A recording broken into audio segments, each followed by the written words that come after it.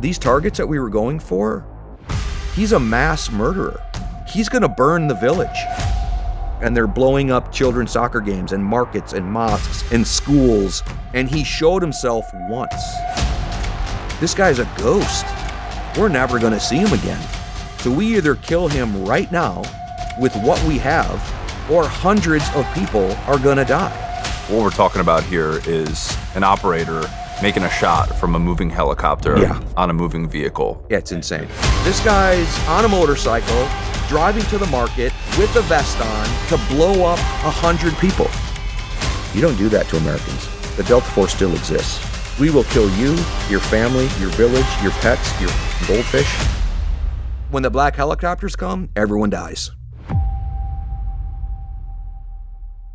Okay, so you get to your squadron, and I guess maybe a good place to start would be something I wanted to talk to you about is the surge Delta Force in Iraq. Yeah.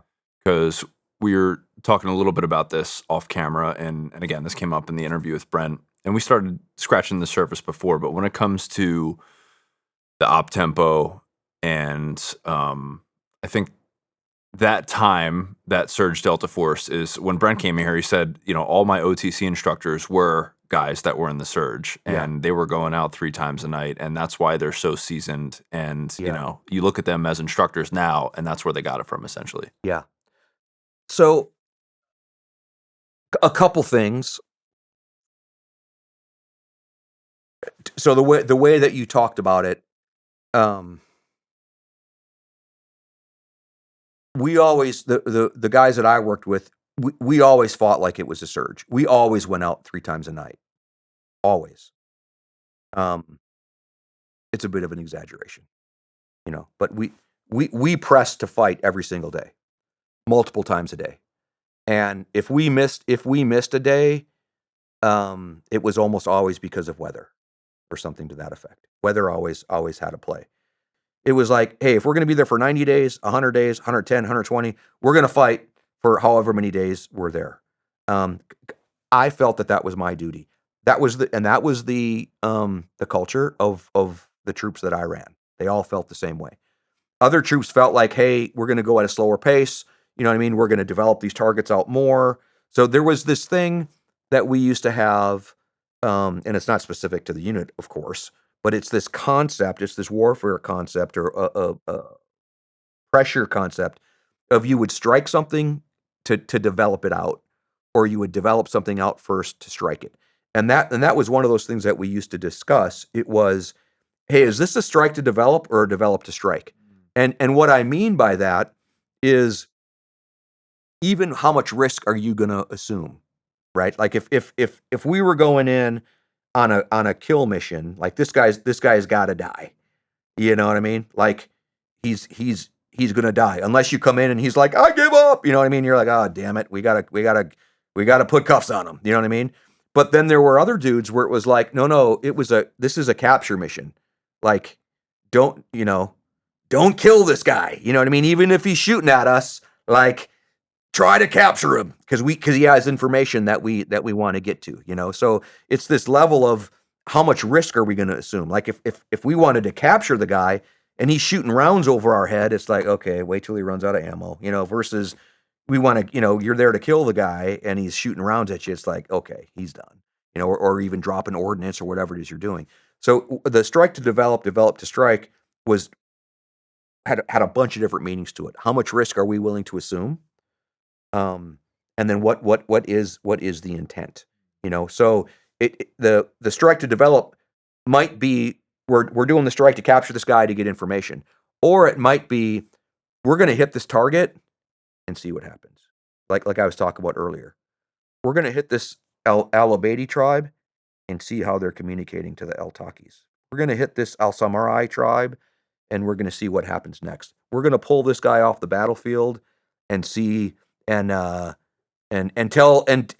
the tribal network that he turned and he's pouring information. You know what I mean? So there was always an action and some sort of reaction that you were looking for. And I don't think we collectively in SOF did that as well as we should. should have, and we certainly didn't do it as well as we should have as a military. You know, again, action, reaction. What's the reaction I'm trying to elicit? You know, um, so that's where this surge concept, and really when I listened to Brent's discussion with you, I was I was really taken aback because I haven't heard anyone else really publicly say the surge wasn't about troop numbers. It was about strike, and the strike to develop was stop capturing all these guys and putting them in a bullshit prison that half of them are escaping from, or half of them, half these guys, these lower level guys, like in the winter, especially in Afghanistan, they wanted to go to prison. It's freezing out there. They don't have any food. Put me in prison for 3 months. Again, we call it 3 hots and a cot, you know? So they'd gladly get captured, detained, go to prison in the cold era throughout the winter. Uh, uh, uh, Dalton, is anybody shocked that every spring there's an Afghan offensive? Is anyone going to be shocked that the spring offensive is about to kick off in Ukraine? There's this thing called winter. There's this thing called snow and ice. It's very difficult to fight in the winter, in the Russian winter and in the Afghan winter, especially when you're hiding in the mountains. So every year, the Taliban, they'd go up high in the mountains and they'd hang out. And then the spring thaw would come and there'd be a spring offensive. No shit, Sherlock. That's been happening for 1,000 years, 2,000 years. And a similar thing would happen in Iraq. Not that it's that cold in Iraq, but it's still cold. It's hard to fight. Your weapons don't work the right way. You know what I mean? Everything just kind of gets bogged down in the cold.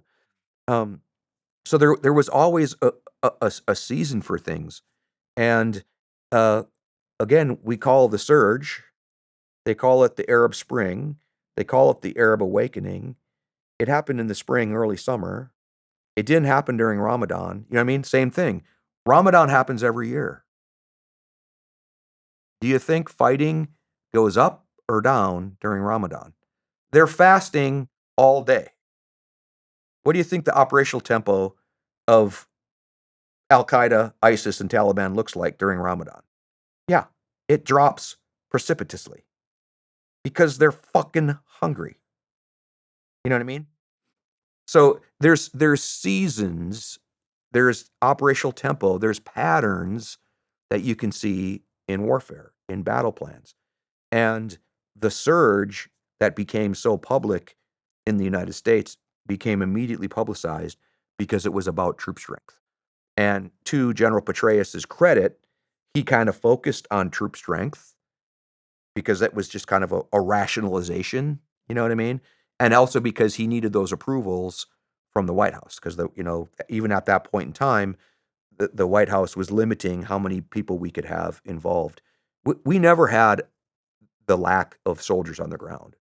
We had the lack of task and purpose. We had a lot of soldiers that really weren't doing anything, and the bulk of the fighting was left to very few units, Marine units and Army units, and especially SOF. So I I hope somehow, some way, when the history books are completed, that the surge isn't considered to be the surge. It was a surge in our style of warfare, and it had nothing to do with troop strength. You know what I mean? It had nothing. I mean, it had everything to do with changing the scales. And this goes back to what we had talked about with the American trafficker and a gang banger and Taliban and Al Qaeda. It's like everyone around me's dead. I think I need to do something different. And that's what happened during that surge. And I hope decision makers realize that and understand that, or we're just doomed to repeat the same mistakes. So you mentioned the White House. You did a mission that had presidential involvement. Yeah. Can you say anything about that? Someday, I don't know when it's going to be D-class. It was a unique experience though. Um, because I was able to personally engage with the National Security Council and really explore that level of intimacy. I think I don't know what people think with the unit, I guess with TV and stuff, if they think the president's like calling down like, "Hey, I need Delta Force to do X, Y, and Z." You know what I mean? It's a very different relationship. And I think this kind of came to a head for me when the Bin Laden raid and Obama administration, they were pretty vocal about saying, you know, this was a 50-50, or we weren't sure. They started framing the decision to go after Bin Laden as like a really bold presidential move. You know what I mean? And that really bothered me because I don't go out on 50-50s. You know what I mean? Like I go after a target when I'm 99.9% sure he's there, you know? So I didn't have anything to do with the Bin Laden raid. That's not what I'm talking about. What I'm talking about is this style of communication and warfare. The president doesn't tell us what to do. We inform the president of what needs to be done. Does that make sense? He doesn't know these people. He doesn't know. I mean, we intimately know these terror leaders. We intimately know their networks. And we tell him, hey, so and so is doing X, Y, and Z. And he moves from this place to this place to this place. And our recommendation is when he moves to this place, we take him down. What do you think of that? And then they debate all those things. So you have all these targets that you've advised the National Security Council to include the president on. This is a bad guy. This is why he's bad. Here's what we've recognized as a pattern of life. If he meets this threshold, do you give us permission to go after him? And to me, that was the interesting scenario with this particular target that you're talking about. Was I had um, this interplay at that highest level of they weren't approving it. It was like everyone knew this dude was bad, and everyone knew we needed to go after him, but there was just this slight hesitancy. And the I don't remember, we were all talking about it. I don't remember who came up with it or if I came up with it or what it was, but again, everybody on the troop is a student of warfare, especially the team leaders and the troop sergeant major. Even, you study warfare, and even these uh, counterintuitive concepts, just like I was talking about with Hal Moore. uh, what am I not doing that I should be doing? What am I doing that I need to stop doing? So it's like looking at these things from different perspectives. And we realized there's all this information that's getting pushed about this guy. We know this, we know this, we know this, we know this, we know this. And it wasn't enough to push it over for the president to be comfortable and say launch, you know? So we added a little it's a single line in the report that we pushed up that said, and there's no credible information to think if there's anything else happening. You know what I mean? Or there's no credible information that counters what our assessment is. And once that hit their desks, that tipped the scales. And again, this may not be the true story, this not be the real story, but we have all sorts of liaison officers working up at those levels. And that's what they told me. They were like, look, they were hesitant. And when you guys finally said, and there's no reason for us to think anything otherwise, they were like, oh, because it took out the unknown, right? Like, what if we're wrong? What if we're wrong? What if we misread this? What if it's like, okay, I understand all that, but we're actively looking for anything that contradicts what we've laid out for you, and we haven't seen it. And that was the thing that pushed it over the scales for the president and the National Security Council to say, okay, go ahead and do this. Um, and I find that fascinating, and I hope and and and I hope that's a lesson that people are being taught today, because that after that op that went into every single concept of the operation, every mission that we pushed up for approval, it had that in there, and it wasn't just lip service. It was our intel people actively looking for not just what is proof of what it was we were looking for, but is there anything that contradicts what it is we're looking for? And that's a very different way of looking at a target. It's a very different way of looking at things, and it continues to this day with skull games. Is there anything that seems to say this isn't our guy? Is there any reason to think that this guy isn't here? You understand the nuance of that? Like here's a piece of information that you weren't even looking for, or if you were looking for it, you ended up you kind of dismiss it like, oh, this doesn't fit in. Um, so yeah, there's a million lessons, and someday we can talk about them more. But to me that's the biggest lesson. Again, from an officer point of view, the actual op, easy day. We done it 1,000 times. It was 1,001. Nothing special about anything. The op took minutes, but it was this planning and this understanding. What are our decision makers being hesitant about? Mm. And that was the thing to solve. The rest was all easy day.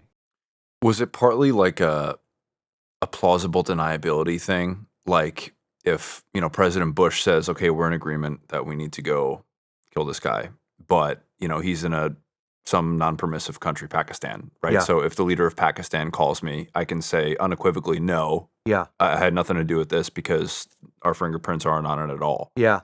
I mean, things like that come up and go. Those are considerations, and we train for those things. Like that's one of those outliers. Like, hey, we need this to be plausibly deniable, for it to get approved or something like that. So there are specific things that we practice and do, and that's what I think is interesting from the unit, and that's from the start point. So if when you look about like look, one of the things that came up a few years back, the Israelis did a hit somewhere. I don't remember exactly the details, and they denied that it was them.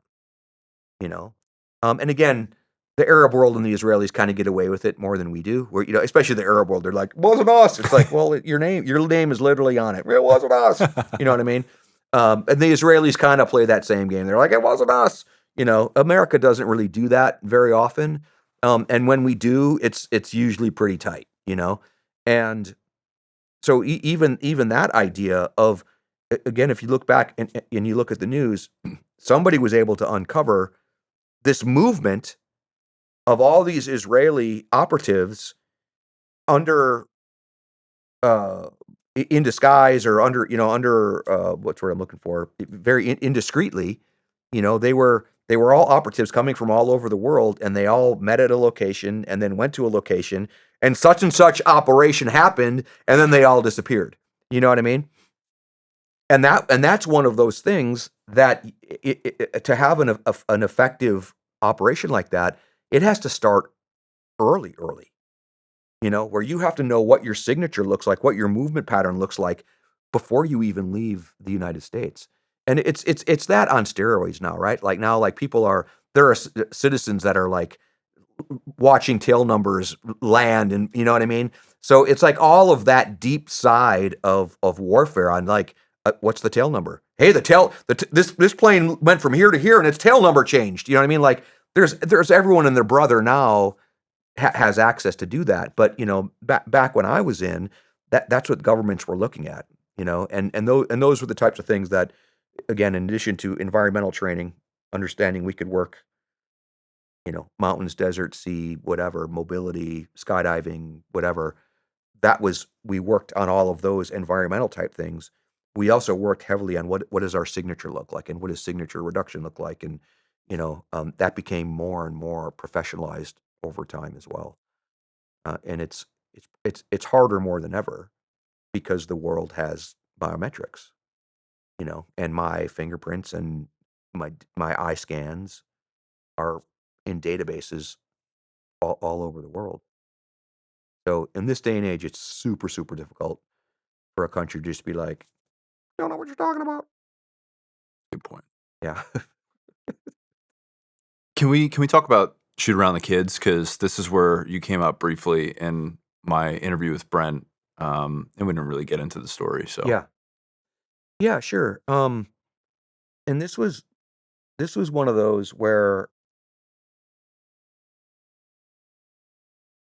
we didn't land upon it lightly, right? Like you and I have been talking about selection and training, and you're doing all sorts of stuff in the target house, right? And you're shooting around targets and you're rescuing the hostage, and uh, Delta was designed to be a hostage rescue unit, where you're designed to shoot around the non-combatants. You're designed to shoot around the kids, and we became a much more direct action unit with Iraq and Afghanistan. We this idea of hostage rescue, there still were hostage rescue missions that we went on, but it was very much, direct action, precision surgical direct action, where you're capturing and killing Al Qaeda, Taliban, ISIS. Um, and some of the jobs that we went on, we were really holding back because of the non-combatants that were on site. So like you said, you try to set the conditions. There's kids around. Don't do it. Day two, there's kids around. Well, when other kids around, you're looking for all those loopholes until it comes down to this point where it's like, okay, this isn't hostage rescue, but we can take the principles of hostage rescue, shooting around the non-combatants, and still get our target. Yes, no, and that was kind of where that came from. So it was a blend of what we were doing on a regular day-to-day basis of the direct action, where the non-combatants were kind of off the battlefield or they weren't involved, to where, oh, wait a minute, they are there, and our tolerance is zero, right? Like, we don't want any non-combatants to be harmed. And if we didn't care, then we drop a bomb on them. I mean, that's the thing. If you need to kill this guy and there's kids around and you don't care, then drop a bomb on him.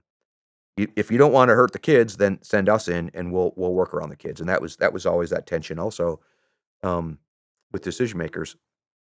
So I think that's where that came from, was that that blend, and then really the confidence that I had in our guys. I mean, I don't know what. I mean, I had been in the troop for over a year, maybe a year and a half. I trained with them. Like, I knew what they could do,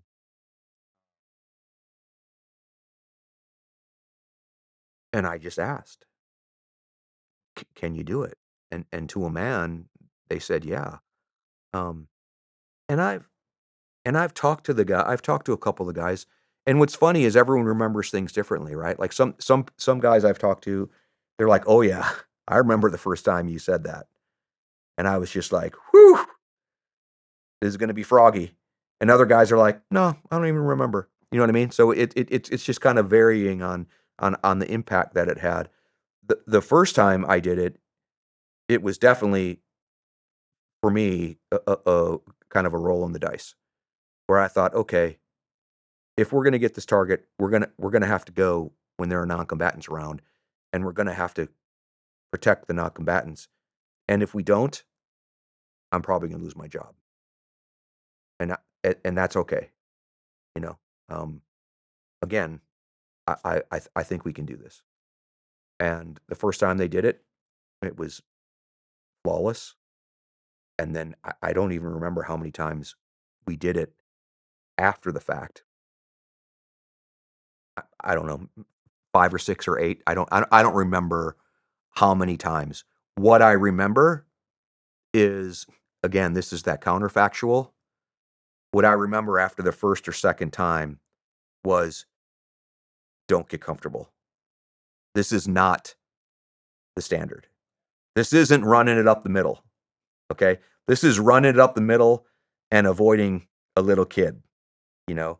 So it's hard for me to remember how many times we did it. I remember scattered a bunch of different ops in a lot of different scenarios, but I vividly remember every single time just relooking, dude, never lose what this is. Like this is all the chips are in. How many times are you going to put all the chips in? You know what I mean? And just again, it's fine. I've eliminated all the risks and that I can, and I feel safe with it. But don't ever get comfortable putting all the chips in, because that's a human, that's a non-combatant, and our job as professionals is you don't hurt the non-combatants.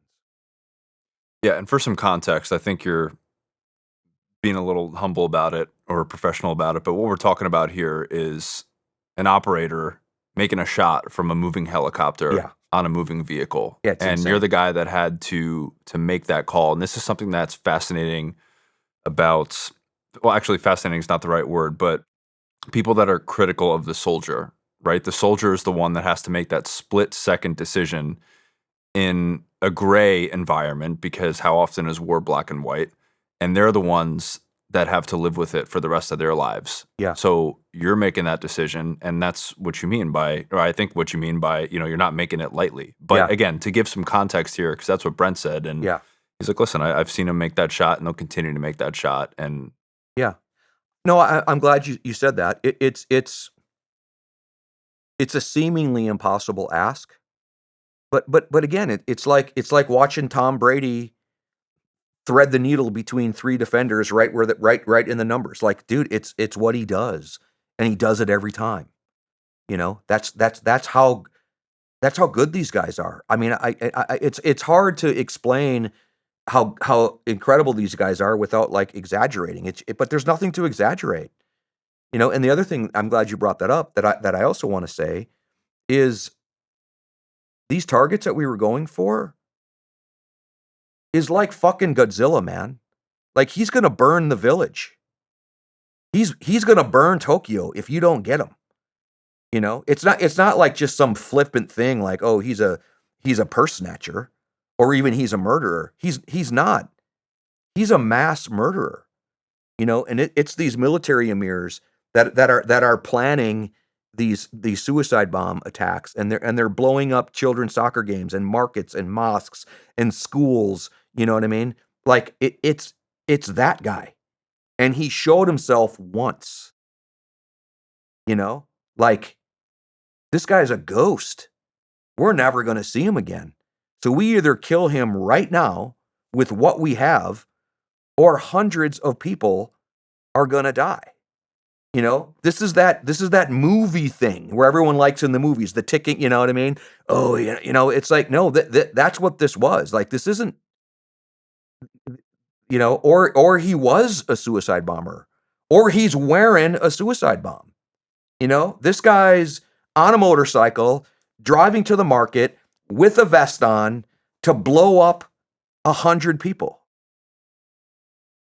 So do you want me to not shoot around the kids? For those of you that are being critical, like, look, you're the one who now has to watch him go into a bazaar and blow up a bomb, and kill 100 people. And that was the thing where we talk about being impersonal. You can hear I'm getting a little excited about it, but it's like, America never gave a shit about Iraqis or Afghans. I did. I do. 100 people at the market blown to smithereens, that matters to me. And I'm not saying this in like, I wasn't personal, but it's like, I never understood why we just didn't care. You know what I mean? And that, again, that's to put it in a little bit of context. It's like, it wasn't the norm. And there were guys that we'd be chasing for years. years. And they were good, and they would disappear. And then they'd finally make that mistake, and we'd see them, and we'd have them in our crosshairs. And if we don't take that shot, so yeah, I mean, people, I just don't, I just don't think people get it, you know. And again, it's this idea of what we talked about with the 1,000 people in Iraq needed to die, 1,000 Taliban needed to die. There were only a handful of people that were super talented, and they needed to be taken off the battlefield. And almost always, they were the most violent and evil. You know, I don't remember ever doing a shoot around the kids for a guy that was like a financier or a media guy. You know what I mean? I'm talking. We're shooting around the kids because it's Godzilla. Okay, it's not some little thing. You know. And again, it's I hope people get it. Um, you know, and that's why even when I went into Iraq in 2003, there were people that we hunted for a decade, you know, and they eluded us and they eluded us and they eluded us. And they had a lot of blood on their hands. And they were the ones that were, you know, aligning with Al Qaeda and how Al Qaeda became, you know, Islamic State of Iraq, which is now Islamic State of Iraq and ISIS and all of this complexity. And I'll be glad to talk about that in more detail. Um, yeah, again, I'll say it like I said it before. They're monsters, man. So same deal. You're gonna shoot Godzilla, or you're gonna let him walk into Tokyo. But if you don't give a shit about Tokyo, think think of a young woman in Afghanistan. What is she doing right now? Serving some Taliban commander? Like I just don't understand how we just turn our back on these people the way that we've done. And I'm not speaking out of both sides of my mouth. The Afghan war had to end at some point. The Iraq war had to end at some point. But we just said it's over.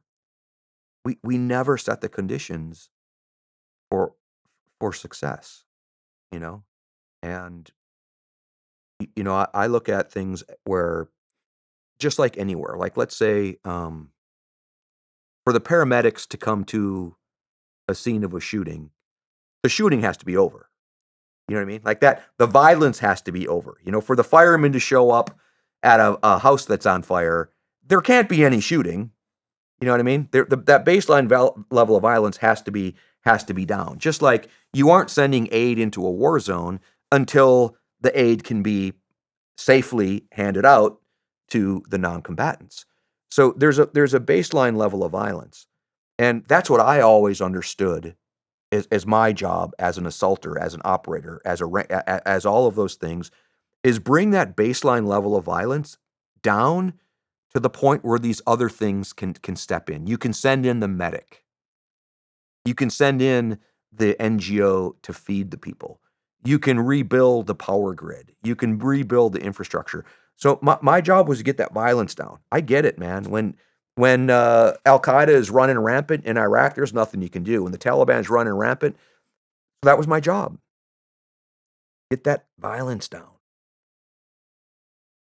And we would do that, and nothing would ever happen. And then Taliban and Al Qaeda, ISIS isn't stupid. They would go quiet. Oh, the violence is done. Taliban's done. They don't. Oh, they're not. They don't want it anymore. ISIS doesn't exist anymore. And it looks like that baseline level of violence is down. But those of us that are professional soldiers know it's just a game.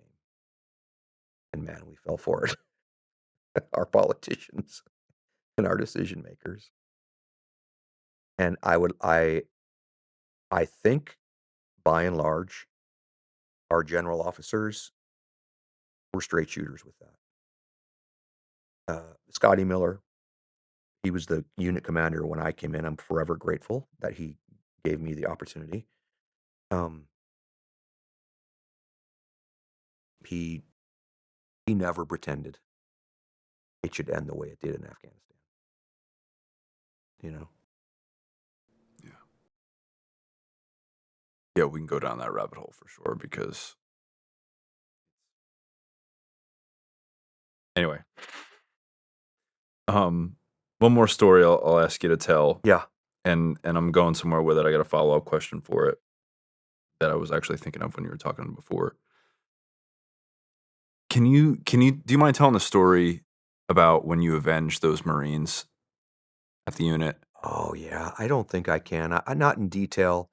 Um, but what I can tell you is specifically Afghanistan. I don't remember really feeling that way in Iraq because it was I really felt like in Iraq we were protecting the Iraqi people. You know what I mean? Like the war was so much against the Iraqi people, the way that it was put together with the Shia and Sunni and Al Qaeda and all that kind of stuff. Um, but in Afghanistan, it seemed like such an unwinnable war long before it ended. And only one unwinnable because we just didn't have the appetite for it. That it became I didn't feel like I was protecting Afghan citizens. I felt like I was protecting American soldiers, airmen, Marines, seamen, whoever is scattered around the landscape of Afghanistan, doing God knows what, you know, because they were so restricted to these bases and there was so much danger to come off of these bases. I felt like our responsibility was to protect them and hunt the monsters that were harming them.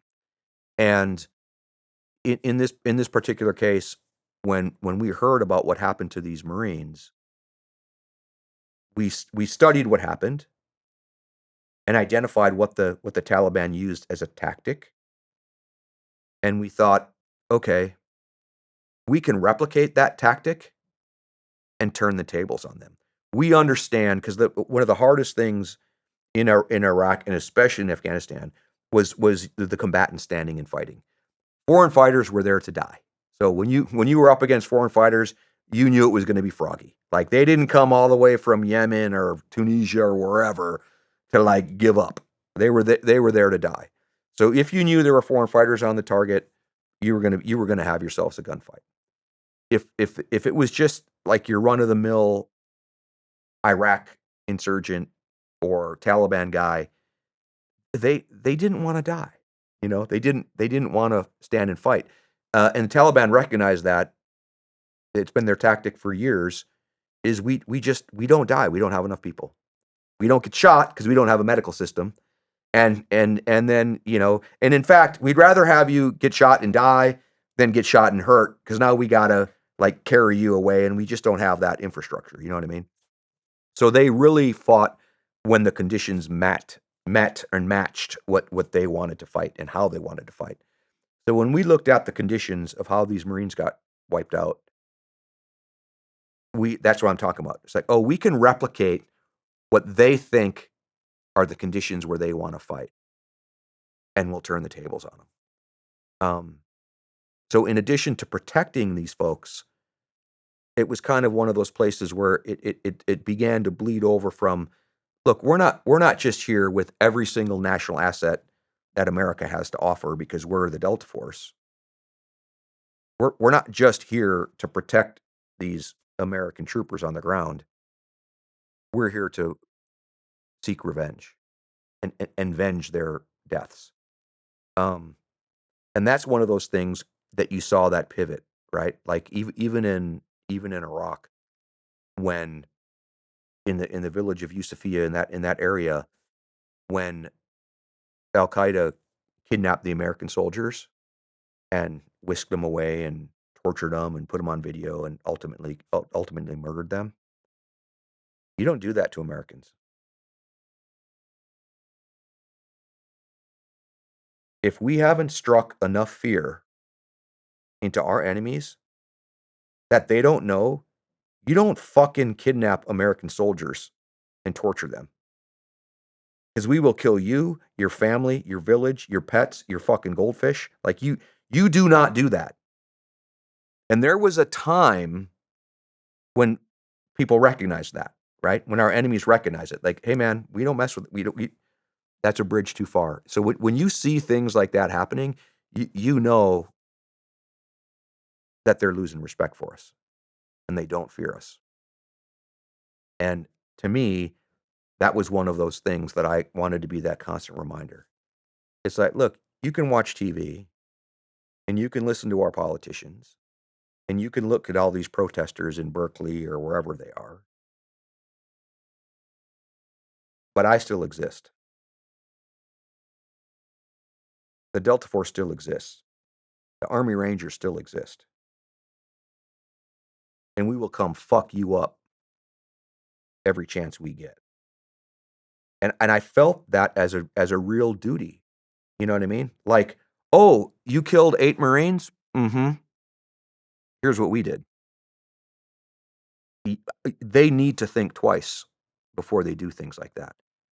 And that's a brutality level. And again, this is that discussion that I like that you had with Brent, and I'm hearing people talk about it again. There's all this judginess over the wars and how we did what we did. It's like, dude, your enemy needs to fear you. And if they don't get in a fight with them. And we were that last remaining element in Iraq, in Afghanistan, that the enemy feared.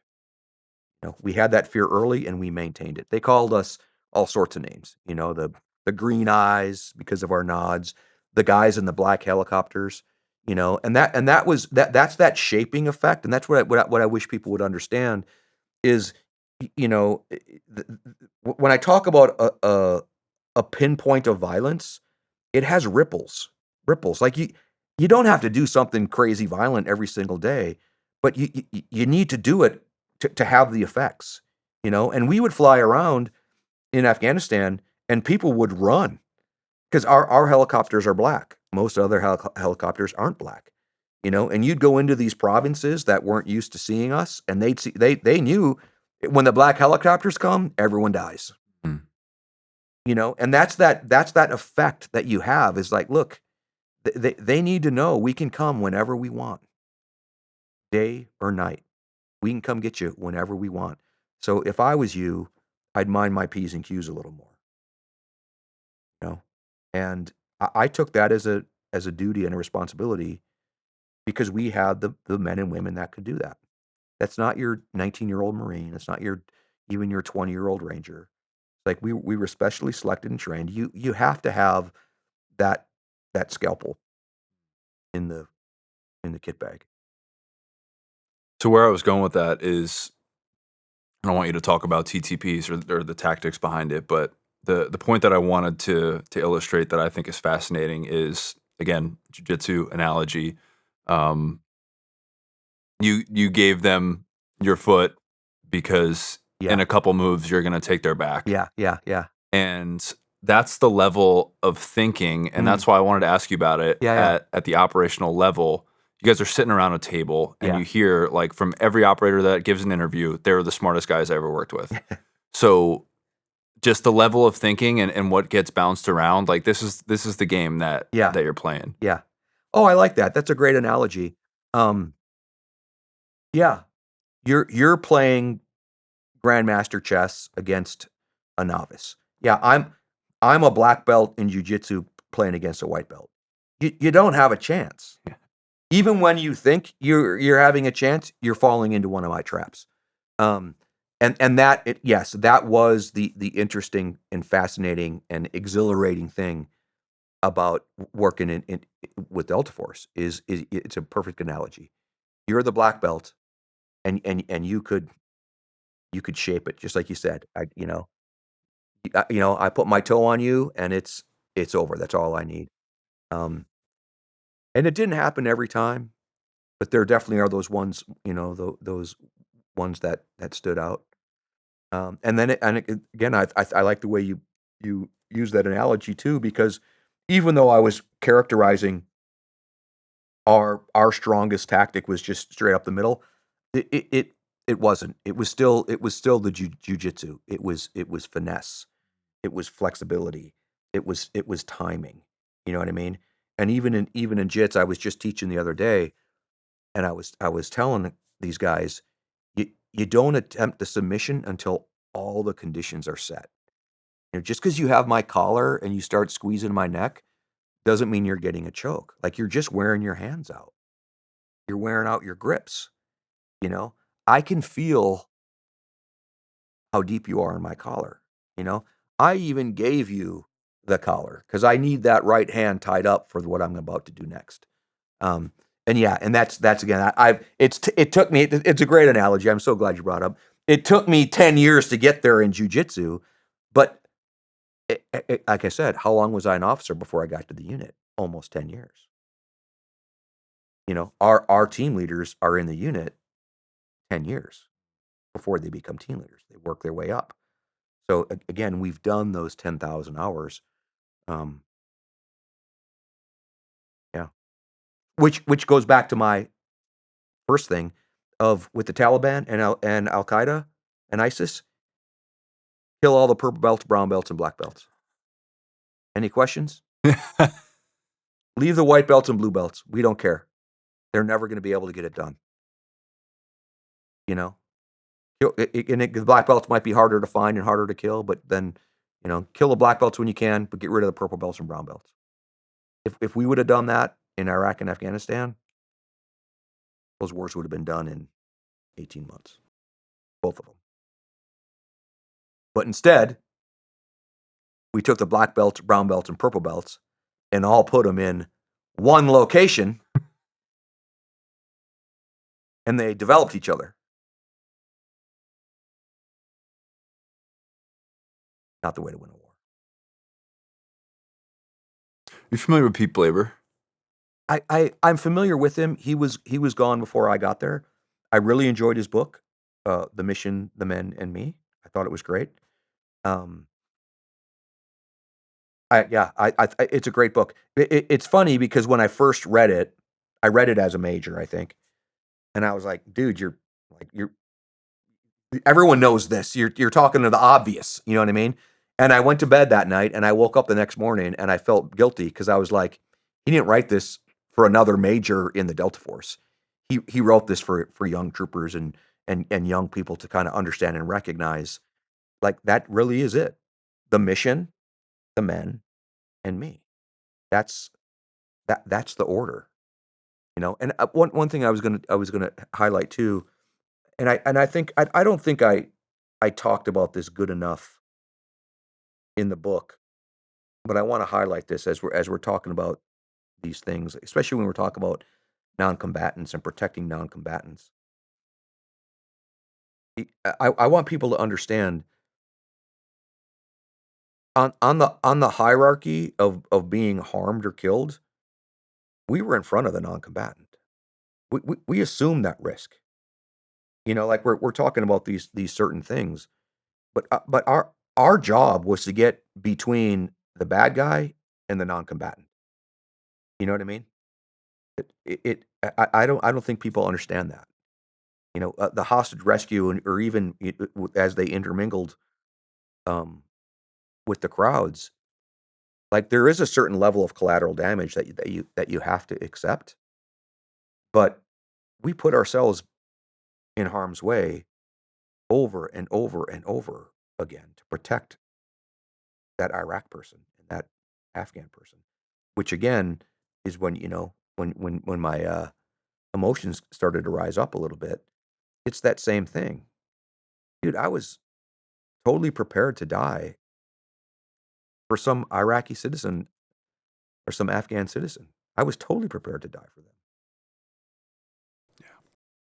And so the reason I brought up Pete is because when we're kind of making this analogy, he he's got a story in his book where he's talking about doing some vehicle interdiction, and they're talking about how do we get this car to slow down. Essentially, I Mm. won't give the Yeah, context, yeah, yeah. but again, the context is you got to get it to slow down so you can get a shot at the guy, because Yeah. otherwise it's all null and void, right?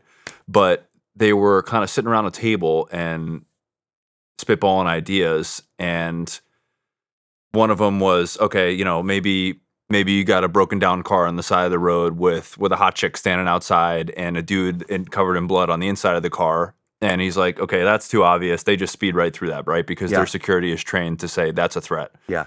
So it's got to be something really weird. So they thought of this gorilla suit. Yeah. Yeah. You familiar with the story? Yeah. Yeah. Okay. Yeah. So what I was getting at is, like, do you recall a time where you were sitting around a table like that and you're like, I can't believe I get to work at this fucking place? I mean, yeah. I mean, all the time. Um, but one of the what I would consider kind of the equivalent of the gorilla suit is going back a step with Archon. So again, this is that idea of who do you what do you see as your duty? What do you see as your identity, right? And my understanding of what a special ops guy was maybe more peculiar than other people looked. I mean, yes, we were direct action. Yes, we did all these things, but we had the ability to take your analogy. We had the ability to put on the gorilla suit, right? You know what I mean? Like just a regular conventional, and it's so you've got conventional forces or general purpose forces is what they call them. So you can call us unconventional forces or special forces. They're used for special or specific reasons. I think that the idea of special forces kind of gives it a weird connotation, right? There's nothing special about special forces. They do the basics very, very well, but they don't do the general military operations. They do special military operations outside of the norm. So I took that to heart, probably to a fault, especially if you'd ask some of my bosses. Um, and this idea and this example of this was now my third rotation, I believe. I did the initial invasion, we did Samara, and then we went to Kirkuk. And this was a long one. This was 8 months in Iraq. It was the longest one that I'd ever done. And we lived in the city in Kirkuk. And like I said, we were training these Iraqi forces. We were building these networks and all this kind of stuff. And we were really starting to kind of experiment with how far could we push the boundaries. And part of the reason I think we were able to push the boundaries is because we were there so long. I really began to understand the battle space, the personalities, and what would work and what didn't work. Um, we even went so far, and we were kind of testing it out, where we had a source that was inside. He was inside with Al Qaeda. And again, I say Al Qaeda and ISIS because it's all I lump them together, and deservedly so. And he was trying to rise in the ranks of Al Qaeda and ISIS, and we talked to him, and we did like you said, we had the gorilla suit talk, and it was, hey, why don't we feed this guy? We'll feed this guy some information about where we're going to be at a particular time, and then we'll fake an IED strike, and he'll kill a bunch of Americans, and then his credibility, his wasta, they call it, his wasta would rise through the roof. So we started like feeding him stuff, and I think at one point they wanted him to. I think he was supposed to like steal something. I can't remember what it was. He was supposed to steal something, and we were there, and he shot 2 Americans and got away. You know what I mean? So it was like, oh, he killed 2 Americans. Yeah, this guy's a badass. And then it was like, oh, I'm putting in an IED, and we put in a fake IED that didn't have any projectiles. It was just explosion, and we drove past it, and so we went past a military checkpoint. It was between two military checkpoints. We went past the one. We blew it off, you know what I mean? And then we pretended shit blew up, and we came speeding back through the checkpoint, and we're like, there's 3 vehicles blown up, and we lost 8 guys or whatever. And this goes through the lines, and this guy gets promoted, and he's deeper and deeper in the fight. And then it was one of those things where it was almost an afterthought, where like the conventional forces, they're doing their own war. We have a very unique war, and we're trying to coordinate back and forth, and I'm trying to keep my boss up to everything. And and then I remember being, talking with my boss, and they're like, hey, there an IED went off, 3 days ago, and like 6 Americans are dead, but no one can figure out, who it was or what, and I was like, oh yeah, that was us. Yeah, it wasn't, Sorry. yeah. This guy was a great commander. He had the same vision as I did of like what it was an SF guy do. You can get away with that kind of stuff. So there was this dude named Archon, and he was the CIA. He was internal affairs for the police up there. So whenever there was some corruption, or whenever something went on, it was Archon's job to go in and find out who the traitor was. You know what I mean? And he was being paid by Al Qaeda, ISIS. And we found this out, and we go and we tell all these different agencies, and we tell the conventional commanders that he's a double agent. He's playing everybody. And they're like, no, he's not. He's our buddy, blah, blah, blah, blah, blah. And I got like smoking gun evidence of what it was, and people just didn't want to accept that. So we came back from an op one day, and his people ambushed us. And I think we lost one Iraqi, and one of our Iraqi team leaders got shot pretty badly in the arm. And I was like, okay, I've had enough. Like, you guys don't want to acknowledge who he is. I know he's done this. We have the recordings. It's complete evidence. So he's going away. And then that's when we're sitting around the gorilla suit talk. It's like, how do we do this? And that's when the ODA comes up with, let's get him at our house. Oh, that was it. That was even before that. So I was supposed to meet Archon, because this was going to be one of those things where it was like, hey, I know what you're up to. No one else cares. I care. So beat it. You know what I mean? Go somewhere else. You know what I mean? And he basically, that was going to be what that meeting was about, if I remember. But we were supposed to meet at a restaurant, and we intercept communications that he's planning to kill me and whoever comes with me. He's got shooters in the restaurant. He's got shooters outside the restaurant. He's got like IEDs in the flower bed. So he's got like a bunch of backups on all of this stuff. You know what I mean?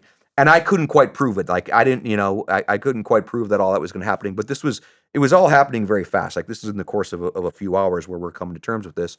So I call him and say, hey man, I can't come meet you for lunch, dinner, whatever it was, lunch. Why don't you come over to our place? And he's like, okay, yeah, I'll come over to our place. And we, it wasn't like a huge secret where we lived, but it was, it wasn't public knowledge. And I was like, you know where we live? He's like, oh, I know where you live. Which entrance do you want me to take? So he's kind of playing tough guy.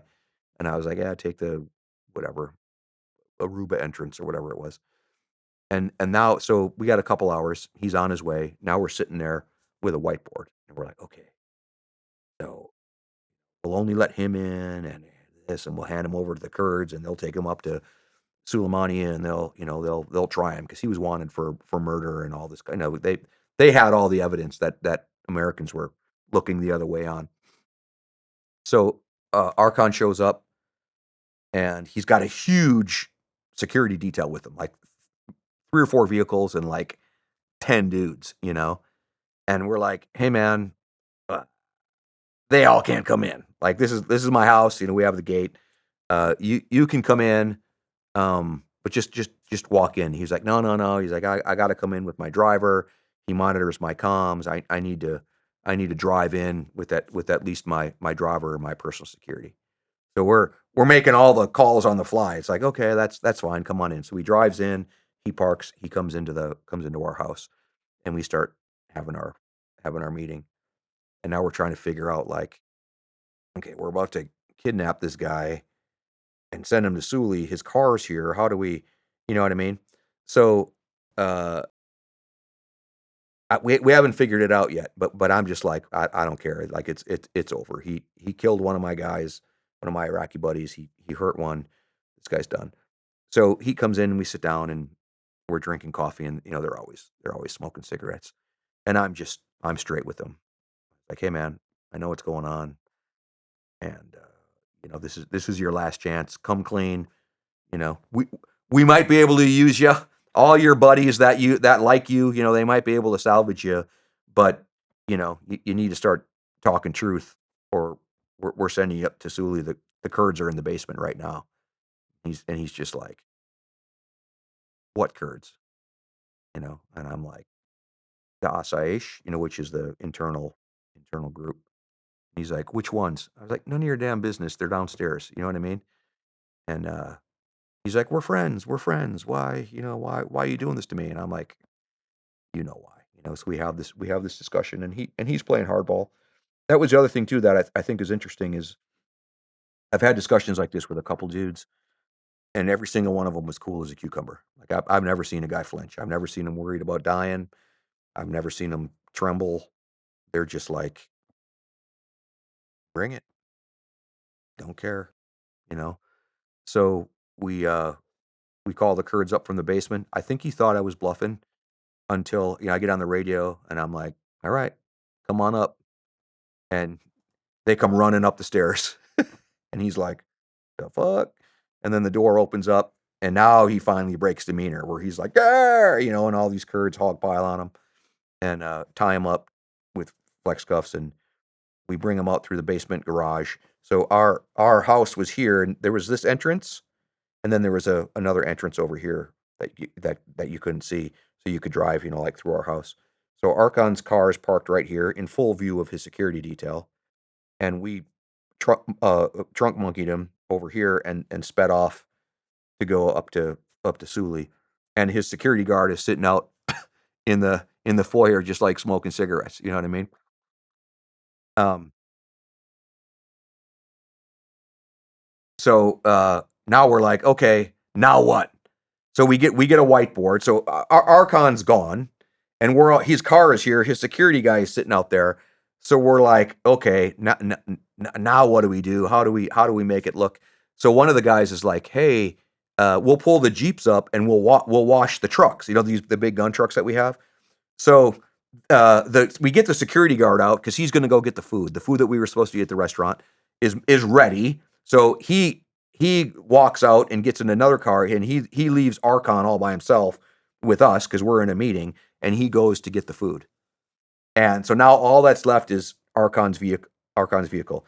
So the boys come around and they park between the security detail and the car, and they start washing the Jeeps. You know, and as they're washing the Jeeps, they take like an hour to wash the Jeeps. Dudes jump in Archon's car, and they go out the backside, and then they drive up to this area. Again, if people are paying attention to Kirkuk, they go up to this area called Bajuan, which is another tribe. I think I forget if he's I think he's Al Abeidi tribe. But this group in Bajuan don't like Archon's tribe, and it's a bad area. Again, it's like gang turf land, right? So uh, a bunch of our team is dressed like Haji, and they drive the car up there, and then they stage a drive-by shooting. So we've got Archon's keffiyeh, his red and white keffiyeh, or black and white. I can't remember which color it was. Um, and we made sure we had a little bit of Archon's blood on it. That we punched him in the face a couple times, got blood on his keffiyeh, and we left that in the car. And these guys drive by and they spray the car with AK-47 rounds, and then they speed away. And it's supposed to look like a drive-by shooting with Archon.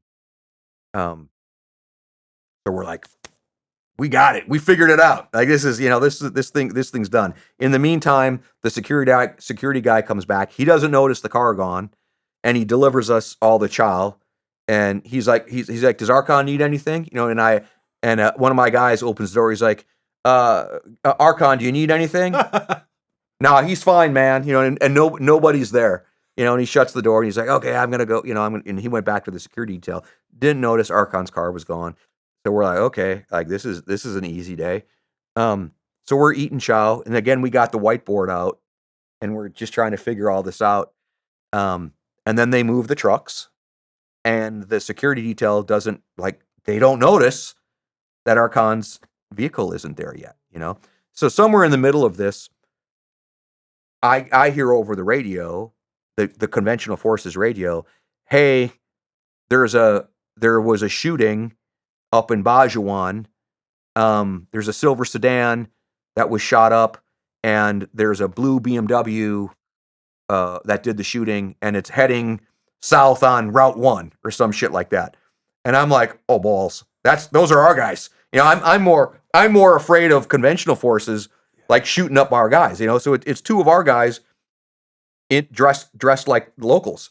And I call the guy that was driving was Johnny, and I call John. I'm like, hey man, like I'll be on the lookout. A bolo just went out for the blue Mercedes that you guys are in. How far out are you? He's like, we're about 2 minutes out. I'm like, okay, get here and get here as fast as you can. So he pulls in. I don't remember if the vehicle was blue or green, but whatever it was, as soon as he pulls in, we pull into the garage and we take the plates off and we turn the color from one to the other. You know what I mean? So we're trying to cover our tracks. People are recognizing it's Archon's vehicle. You know what I mean? I don't remember at what point they appreciated that Archon was missing. You know what I mean? At least from the American chatter. And then I walk over to the security detail.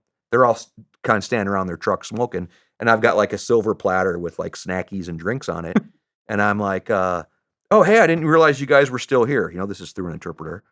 And they're like, oh, why? What do you mean? I was like, well, Archon left like an hour ago. And they look, you know what I mean? And now they notice that his vehicle's gone.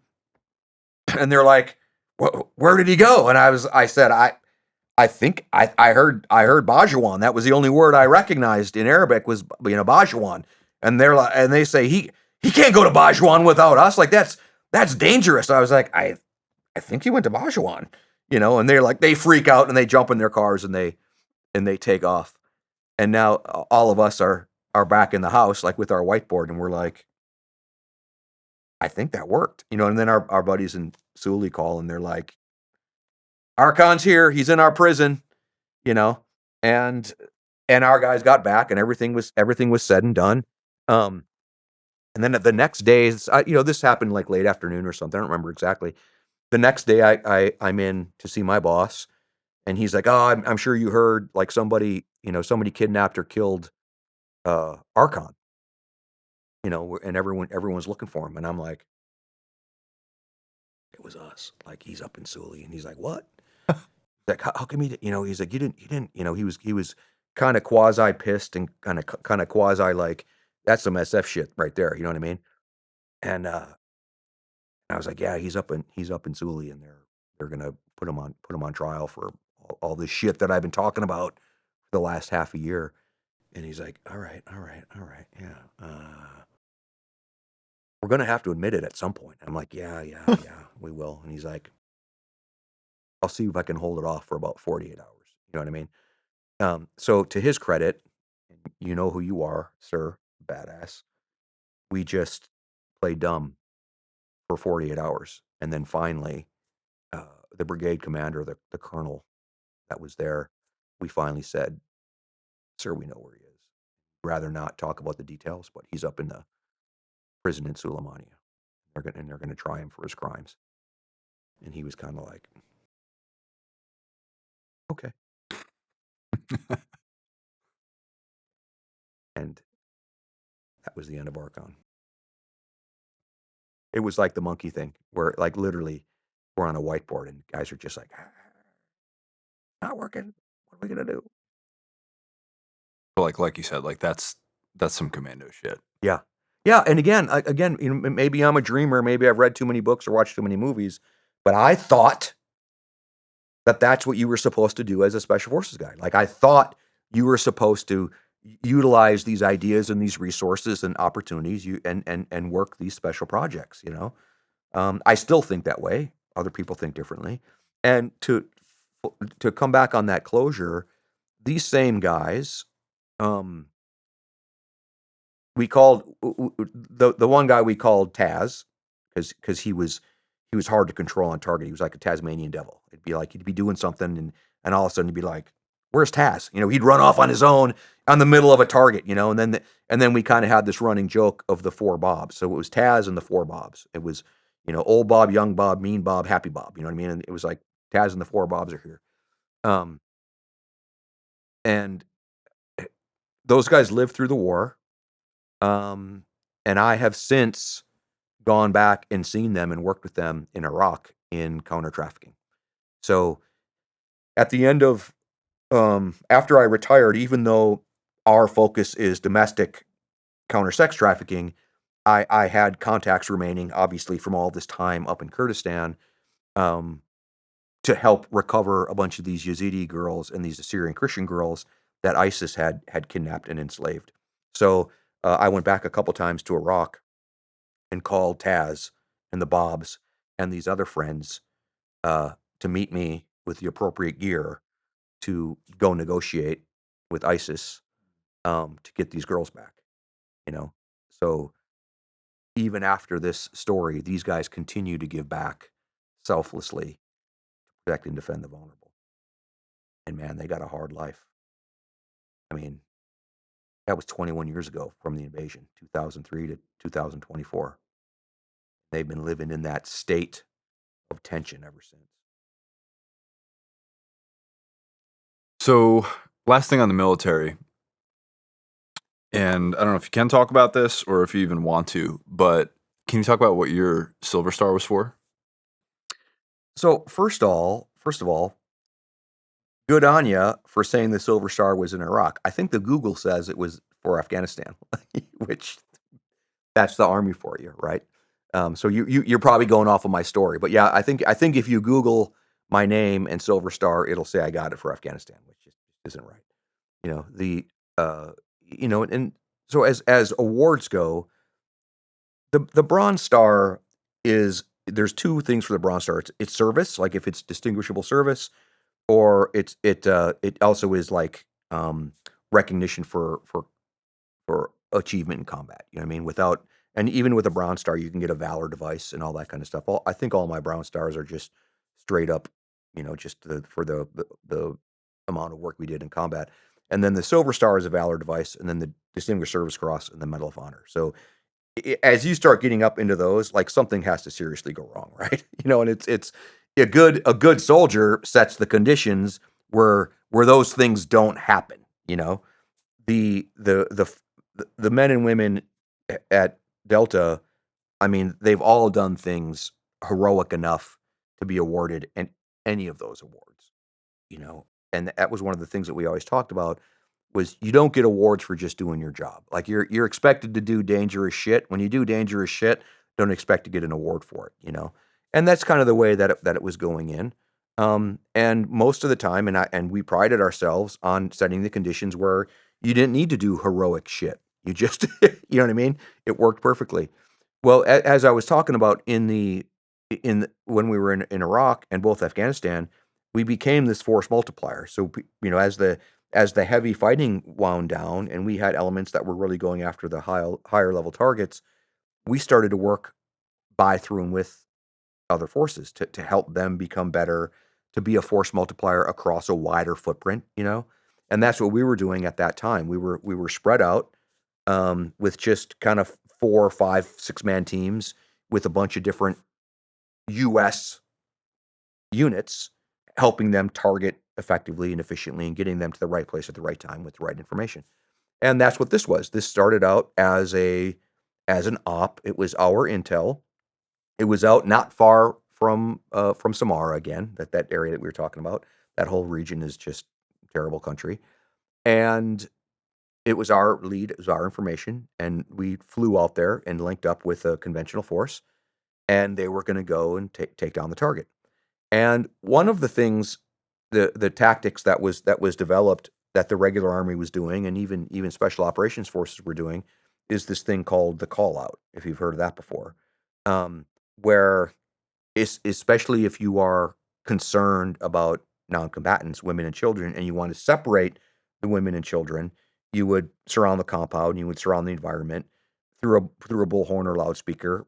Tell the bad guys, you're there for them to send out the women and children. Sometimes they would, sometimes they wouldn't. The problem with the call out is it has to have escalation, right? Like if the guy decides he's not going to let out the women and children, well, how do you continue to escalate to influence him to do that? And if he's really dug in with his mindset, now he knows you're coming, etc. So going back to the style of fighting that we did, we really didn't do the call out unless the guy knew we were coming. You know what I mean? If it was a follow on target or somehow we had tipped our hand, then it made sense. He already knows we're coming. The call out seems like a way to mitigate that risk. But hitting him hard and fast, and the first thing he knows is a muzzle in his face, you're separating the combat. You know what I mean? You don't have to work on that escalation. So I was never a huge fan of it, at least for the style of warfare that I was involved in, and the culture of the guys that I was working with. But it was a bit of a safe bet for certain folks. And this conventional force, they were going to do a call out. And it seemed fine because the escalation of it, we didn't understand or recognize that there were any non-combatants on the target. So my thinking was, hey, call out's fine. It's safe. The way that the compound was set up, there's plenty of space to have concealment and cover. You call those guys out with their hands up, you take them captive, good day. If they want to fight, you lay waste to them, and it's over. There's no non-combatant. So it seemed like a good option to me. So we get the folks, this conventional unit on target. It's a company's worth of dudes. Okay, so a captain, a company commander, is the person in charge. And when I say a company's worth of dudes, it was about 2 platoons, which is around 25 or 30 guys each, that were moving to the site of the target. And then there was another 30-ish guys that were back with the trucks, because you couldn't bring the trucks in to this village because there was a bunch of canals and things that they weren't structurally um, strong enough to bring those trucks. So we lead them to the target, and they surround the building. And I've got my guys kind of spread out all over. I'm on one side of the building, kind of looking at the primary target behind a wall. My sergeant major's over there, our team leader's over here, and we're all just kind of watching it. And I'm confused. It's nighttime, and I'm confused because they're not doing a call out the way I expected it to be done, or the way we had talked it through. They weren't up on the walls. They didn't have their guns in. They just didn't have the effective protection, and they just started walking up towards the building. And I don't think they even had a bullhorn with standoff. So they walked right into the compound, um, and they started throwing rocks at the door and the window of this compound with a couple of Al Qaeda guys in there. And then they started yelling things in Arabic, which seemingly were, come out with your hands up, whatever, whatever. And I'm watching all this unfold, thinking, oh man, this ain't right. Like, they're exposed. This is they're not doing this right. And I remember getting ready to push my button. You have your radios, internal and higher, and I'm ready to call Mark and be like, "Hey man, like this ain't right," you know? And I remember pushing my button down, and it's like I initiated 2 machine guns. I push it down, and it's like two machine guns just open up from inside the target building. And immediately, I forget the numbers, 7 to 9 American soldiers drop in the compound. And the interpreter, like, low crawls up. So it's 2 windows, and then there's that space in between. So there's a guy, I think it was the interpreter, who's lying in between those windows, and there's American soldiers in various positions of woundedness, all lying in the courtyard, and these machine guns just keep going off, and they're doing a good job. They're like talking. It's like burp, burp, burp, burp. I mean, it was really sustained effective fire, which told me these guys are soldiers. These guys are trained. They know exactly what it is they're doing. And then things quieted down. All that happened in the blink of an eye, and I climb over the wall because I'm trying to angle the targets because there's a door that's open. So it's two windows and it's actually an open door that isn't closed for some reason. And I'm trying to get an angle to shoot rounds through the door. And like they're way deep in the building, but I'm like, maybe I can just ricochet and tumble some rounds in there and hit these guys. So I climb over the wall and I get behind a vehicle. There was a vehicle that was sitting crosswise. Um, and I'm trying to drop some rounds, and I see the dudes all starting to move. Like all of us are starting to move inside the compound, but I see like a bunch of guys like jumping over the walls going that way. And I'm like, what the hell? What the heck is happening? And ISR is up in the air and it's talking to me and I'm it's they're telling me, are you guys exfilling? And I'm like, no. He's like, oh well, there's like 30 dudes moving back to the trucks. And I'm like, well, that ain't us. We got something to deal with. So I'm down behind that car trying to skip rounds in this building, and this American, um, not too much further from me to the wall away. Like it's about that far from where he was. Maybe a little, maybe the length of this full room. And I think he's dead. He's crumpled and he's laying up against the wall in kind of a weird position. And he moves. And as soon as he moves, they they shoot more at him, into him. And he's like, "Hey," he yells, "Hey, come get me. I can't move." And I'm like, "Dude, there's two machine guns between you and me. Like you're gonna have to crawl to me. I can't get to you without getting shot." And he's like, "I can't move my legs. I can't move." And as this is going on, it's like they keep shooting him, you know? I'm like, "Fucking hell, what am I gonna do?" Um, and I look around and there's everyone else is occupied, right? Like a couple guys are on the roof. They're trying to cut through the roof to be able to drop a charge into the building. Other guys are suppressing fire, trying to keep the machine guns from shooting. And I'm like, okay, there's nobody else. And I write about it in my book, and it's I really felt like I'm gonna get a rash of shit for this. Like I'm there's 100% chance I'm gonna get shot. Like there's 100% chance I'm gonna get shot. I just hopefully it's in the extremities or in my plate or something like that. Um I was like, and I'm gonna wake up in the hospital and their guys are just gonna be like, "Hey hero. You know what I mean? Who you think you are, John Wayne?" You know what I mean? And I'm just like, I do not feel like the guff. You know what I mean? Like that's literally what's going through my mind. I'm like, I shouldn't be doing this. I shouldn't even be in the compound. I should be controlling, you know what I mean? But here I am. It was like, all right, I just gotta go. Um, and again, like we talked about, I had like this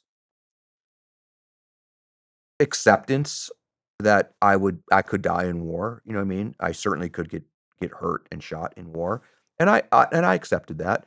But I also feel like I had a bit of a kind of a unwritten, we didn't sign it, agreement with God where it's like, hey man, I'll give my all, but just let me live through this and be a dad to my boys. Like take a arm, take a leg, I don't care. Leave me one of each. You know what I mean? I don't want to have zero legs or zero arms. That life sucks. You know what I mean? But one arm, one leg, I'm fine. I can do all the stuff I want to do. It was kind of like this unwritten agreement. The prayer talk is like, we're good, right? We're square. Like you're going to let me live, and you will take care of this.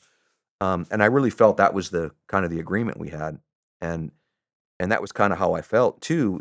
Standing there, I was like, okay, I'm gonna go get this guy. Like, remember, not dead, not both arms, not legs, and not the balls. I don't know if we talked about the balls. Okay, let me be specific. Let's have a little contract clause. Nobody shoots me in the balls. All right, because the interesting thing is you're taught in close quarters battle to present your plate. You know, your plate's about this big, and it really does cover your vitals.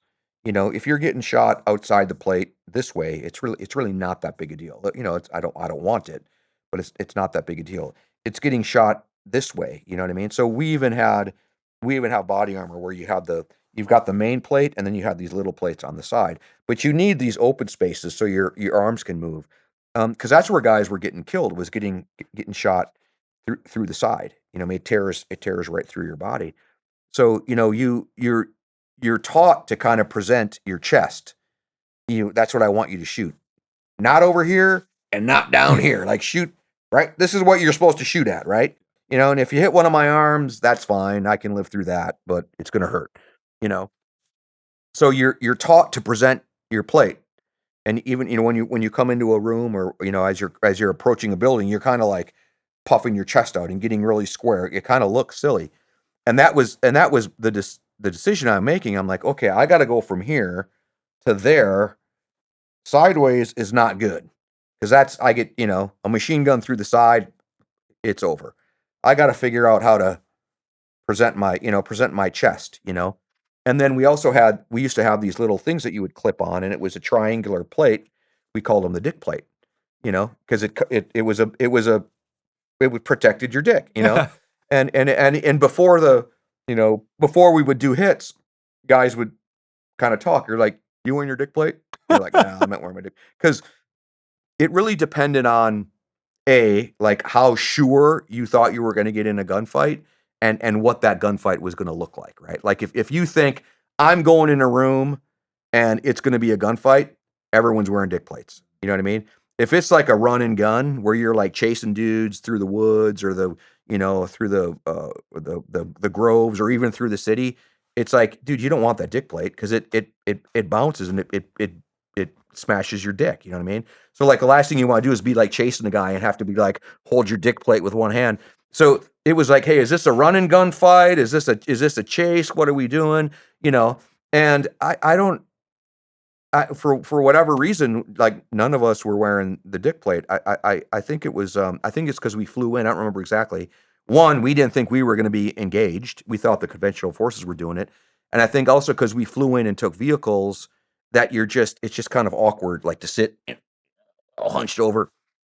So again, I looked down, I'm like, I should have worn my dick plate.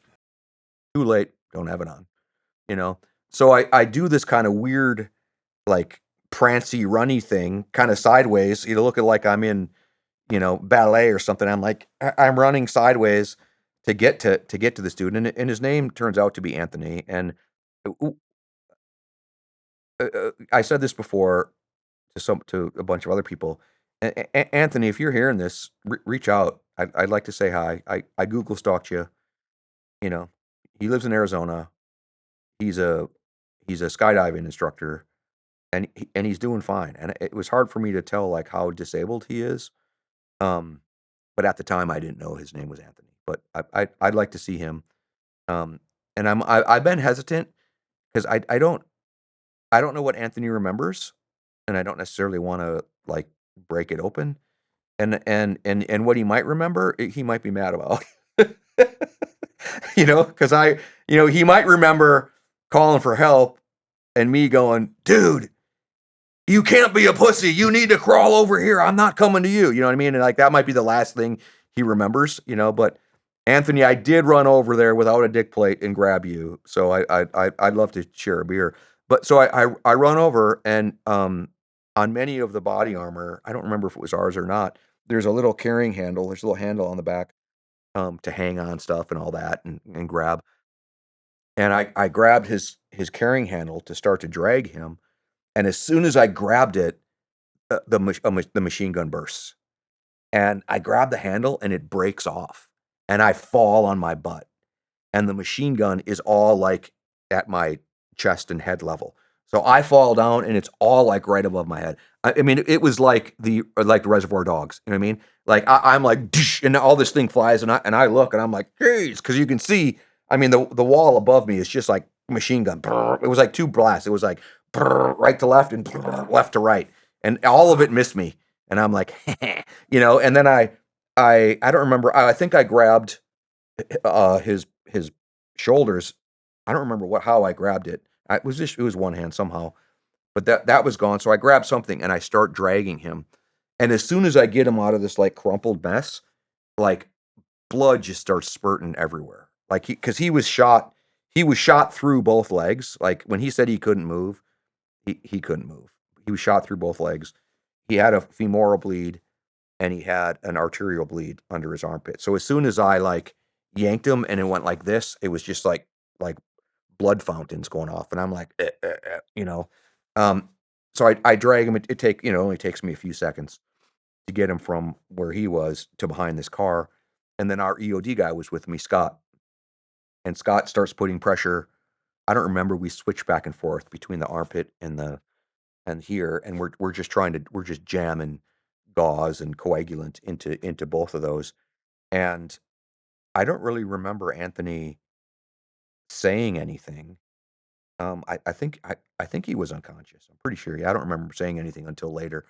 I think he was unconscious, and at this time we were switching off, trying to stop the bleed for Anthony and put tourniquets on him, engaging that building, and then the building behind me, like kitty corner to me, this this dude kept popping his head out. It was dark, but the light was on, so I could see him and I could see his wife. They kept like stepping into the doorway, and I'm just, I'm looking this way. I've got Anthony down here, and then it's like over here, and I keep having to look around, and I'm like, hey Scott, face those guys when he was putting pressure on. Like I don't know what's happening. I don't. They're non-combatants. And this was one of those events where we talk about like the math you're doing in your head. I'm like, look, dude, you show your face one more time, I'm gonna shoot it off. Like, do you not understand what's happening here? And I can't help this guy and run the risk of getting shot in the back. Um, and then they pull it's well known with the Mogadishu stuff. The woman standing in the threshold of the doorway like this, and I see the guy like peeking from around her, and I'm thinking, dude, don't do this. You know what I mean? Like you pull out a gun, I'm gonna do my best to shoot you, but dude, please don't do this. And then he is underneath his wife, and he like lifts up, he's like between her legs, and he's looking around. He's in the prone looking around, and I don't see a weapon or anything.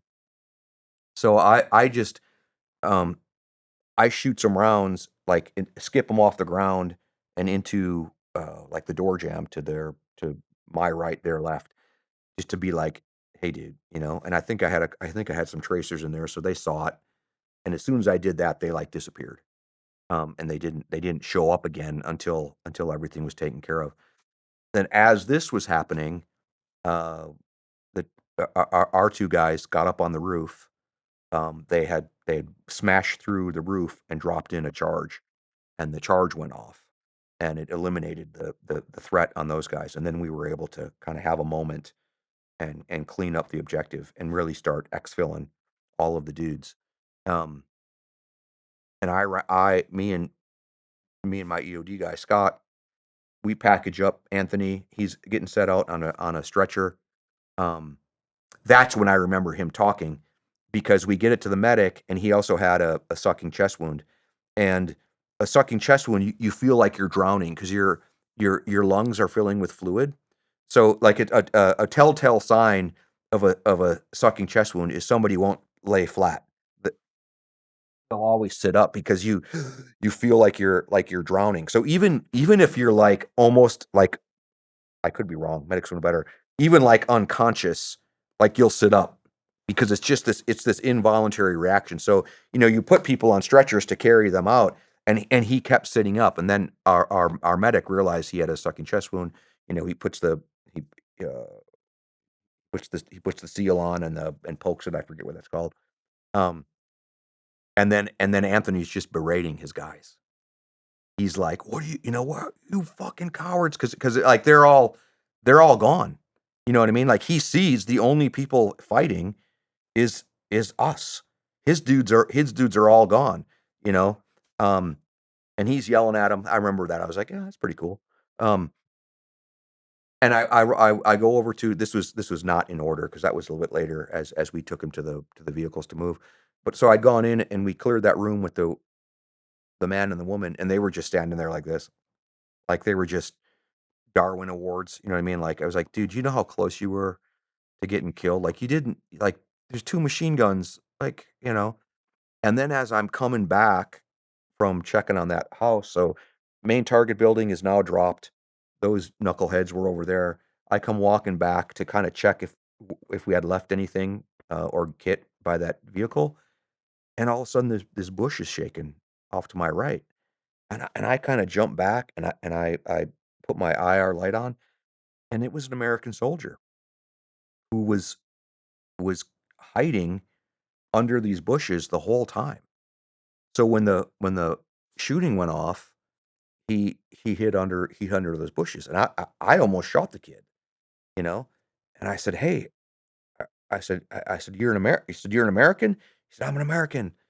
I said, "Okay, come with me," you know, and he's like, "Is it over? Is it over?" I said, "Yeah, it's over. Come with me," you know, and he's just this young kid, man, just this young, and they were wearing those stupid ass digital camouflage things. I forget what they called those things. The we all wear the camo, like the cry camo, the desert, or the it was when the army was wearing those.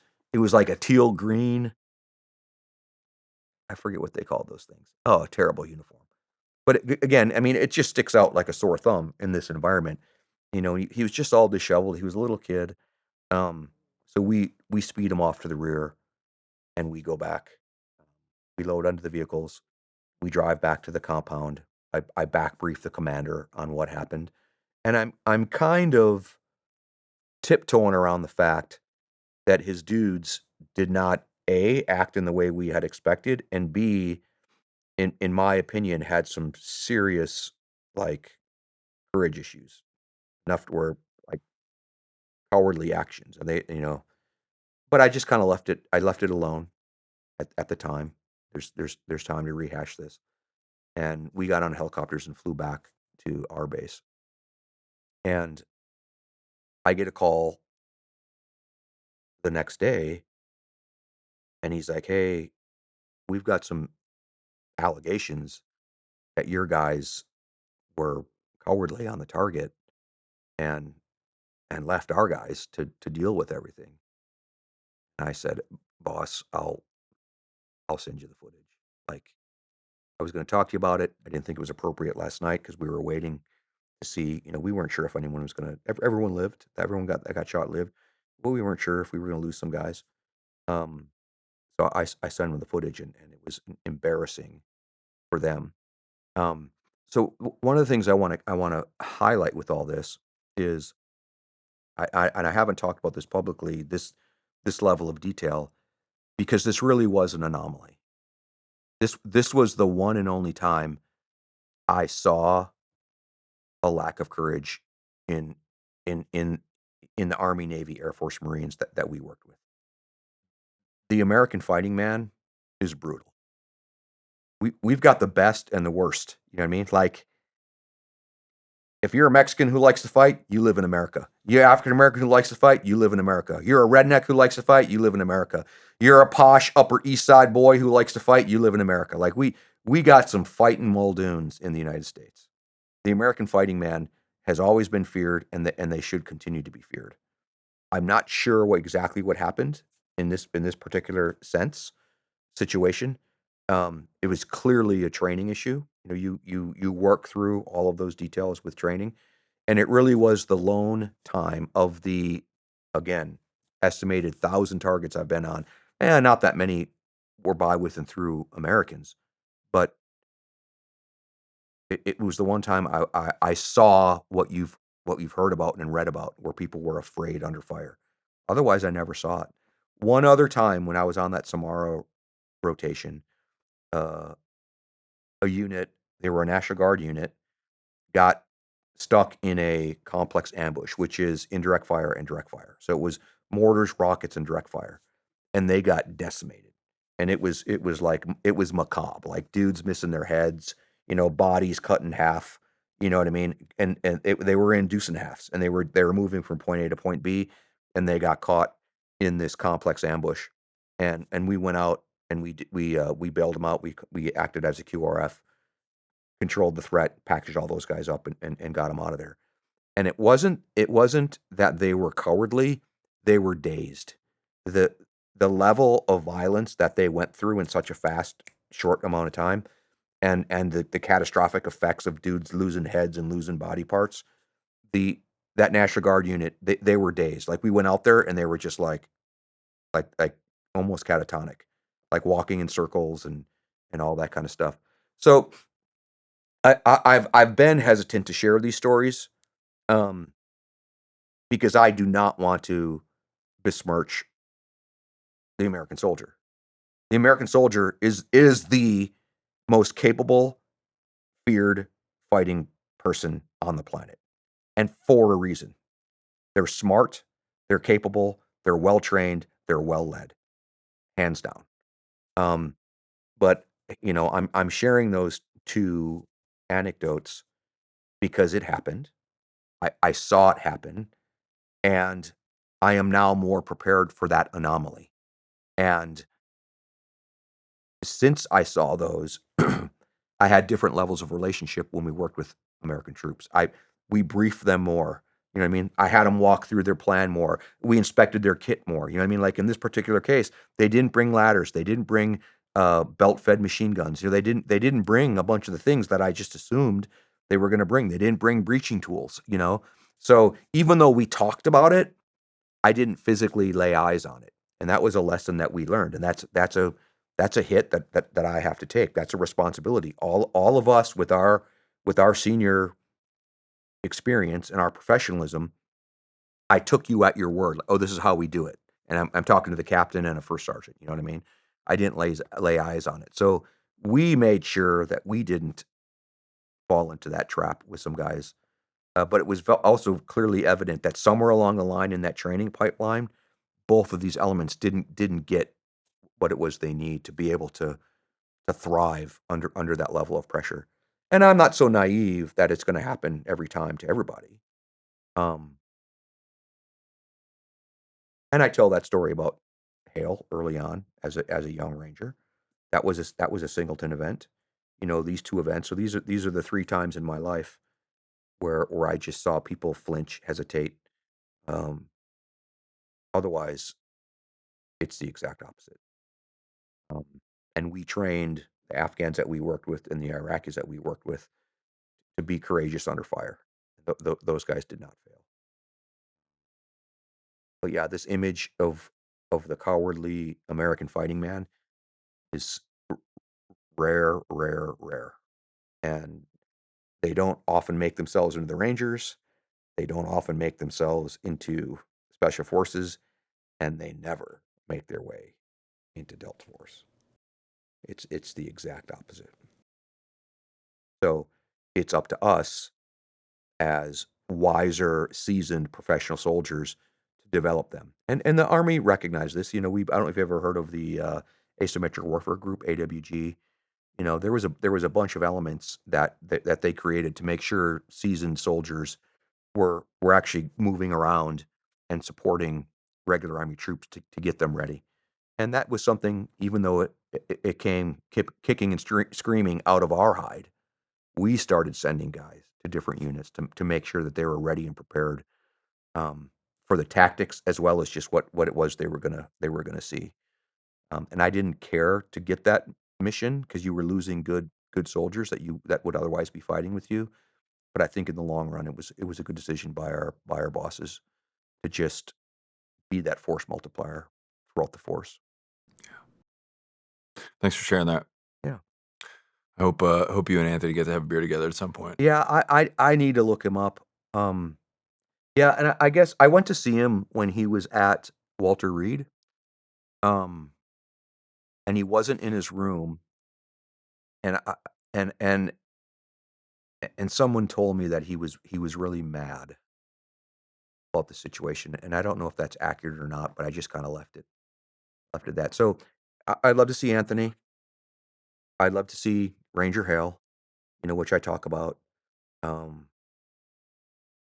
because it was my responsibility to train him, and the fact that he wasn't prepared to engage and kill in that engagement, that was partly his fault. I don't not he's not purely cleansed of that, but that it was my responsibility as his team leader, and I didn't realize and recognize that until a couple years ago, you know, 30 years after the event.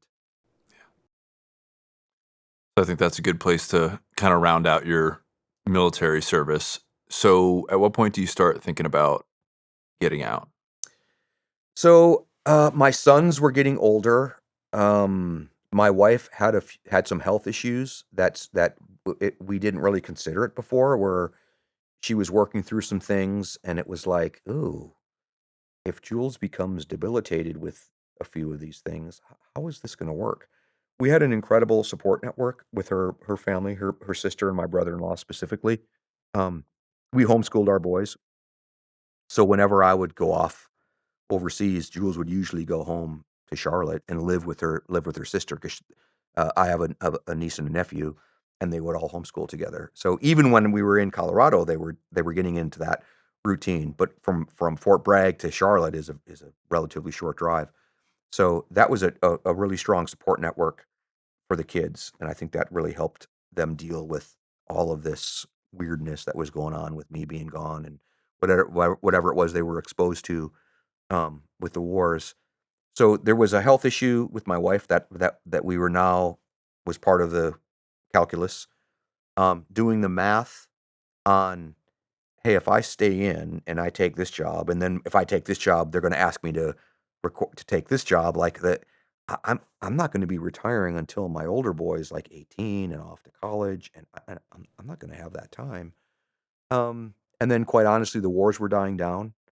Um, I never had that interest in a huge span of control as far as who I was in charge of. Even um, as a captain, it was an ODA of 12. As a major, it was a troop or an element of whatever, 12 to 20. Even as a lieutenant colonel, most of the jobs I had as lieutenant colonel, I was in charge of 5 or 6 people or 1 or 2 people. So this idea of like this kind of this traditional military situation, um, it didn't really appeal to me. I really liked the small unit stuff. So it was a combo of the wars, the sacrifice, health. Quite honestly, me feeling like I needed to uphold part of that bargain that I was talking about with God. It's like, "Hey, you let me live. You didn't let me get shot in the balls. I got all 4 limbs. Like, I now I need to go and be a dad to my sons before it's too late." So that was the decision, and it just so happened we were able to find a fascinating opportunity to work in Israel and specifically live in Jerusalem. It wasn't a job that your family it wasn't an accompanied position, but I got permission to bring my family. It was on our own dime. Um, but it was worth it to us. So we ended up towards the end of my career. I spent about 2 years. The family spent a little over a year, I believe, close to a year and a half, living in Jerusalem, Israel. Um, and that was an incredible experience for all of us because it's just the 4 of us, right? My wife, me, and the 2 kids, and then our dog came. We had our idiot dog with us too. And, we don't speak Jules learned Hebrew pretty well. The boys spoke it to a degree, but again, you're in a foreign land, you're in a foreign country. We were working with Americans, everything, but we lived in an apartment on the economy, and, uh, it was magical. It was probably one of the favorite times of our lives, and, we have such a a rich faith tradition anyways, and been studying and reading. We had all, Jules, myself, and my son Aaron, we'd all been to Israel before. In 2009, I worked there for half a year, and Jules came to visit, and we made a point of having Aaron when the boys turned 13. We tried to have some sort of like manhood transitional kind of event for them, and it was going to be Israel for both of them. But Jonah ended up living in Israel, when he was 12 to 13. So we ended up doing something different. We went through Normandy and did something in Europe instead together. Um, so they had been there, but this was an opportunity to really immerse in it. And I mean, part of my heart is there. I love the country. I love the people. I love the history. I just love everything about it. And that is what started the journey on this book, where I was doing personal study and looking at all of these different stories that I had been told and read about since I was a little kid, and finding either flaws or seasonings, like, oh, wait a minute, that doesn't make any sense. Or wait a minute, there's way more to this story that we've stopped telling each other. Um, and that just evolved over time into I've told most of the stories from the book on the military perspective, and then the complement in the book is all the Bible stories that kind of undergirded a bunch of my mentality and coping with these stories I've told today. Just taking a little bit of a step back, do you mind talking about why you used to leave in the middle of the night for deployments?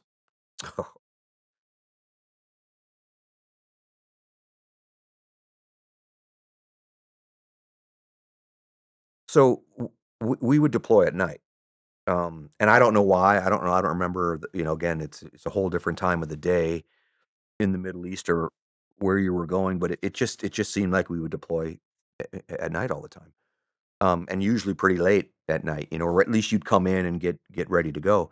So we had this tradition of having that final day together, and I'm gonna have to just.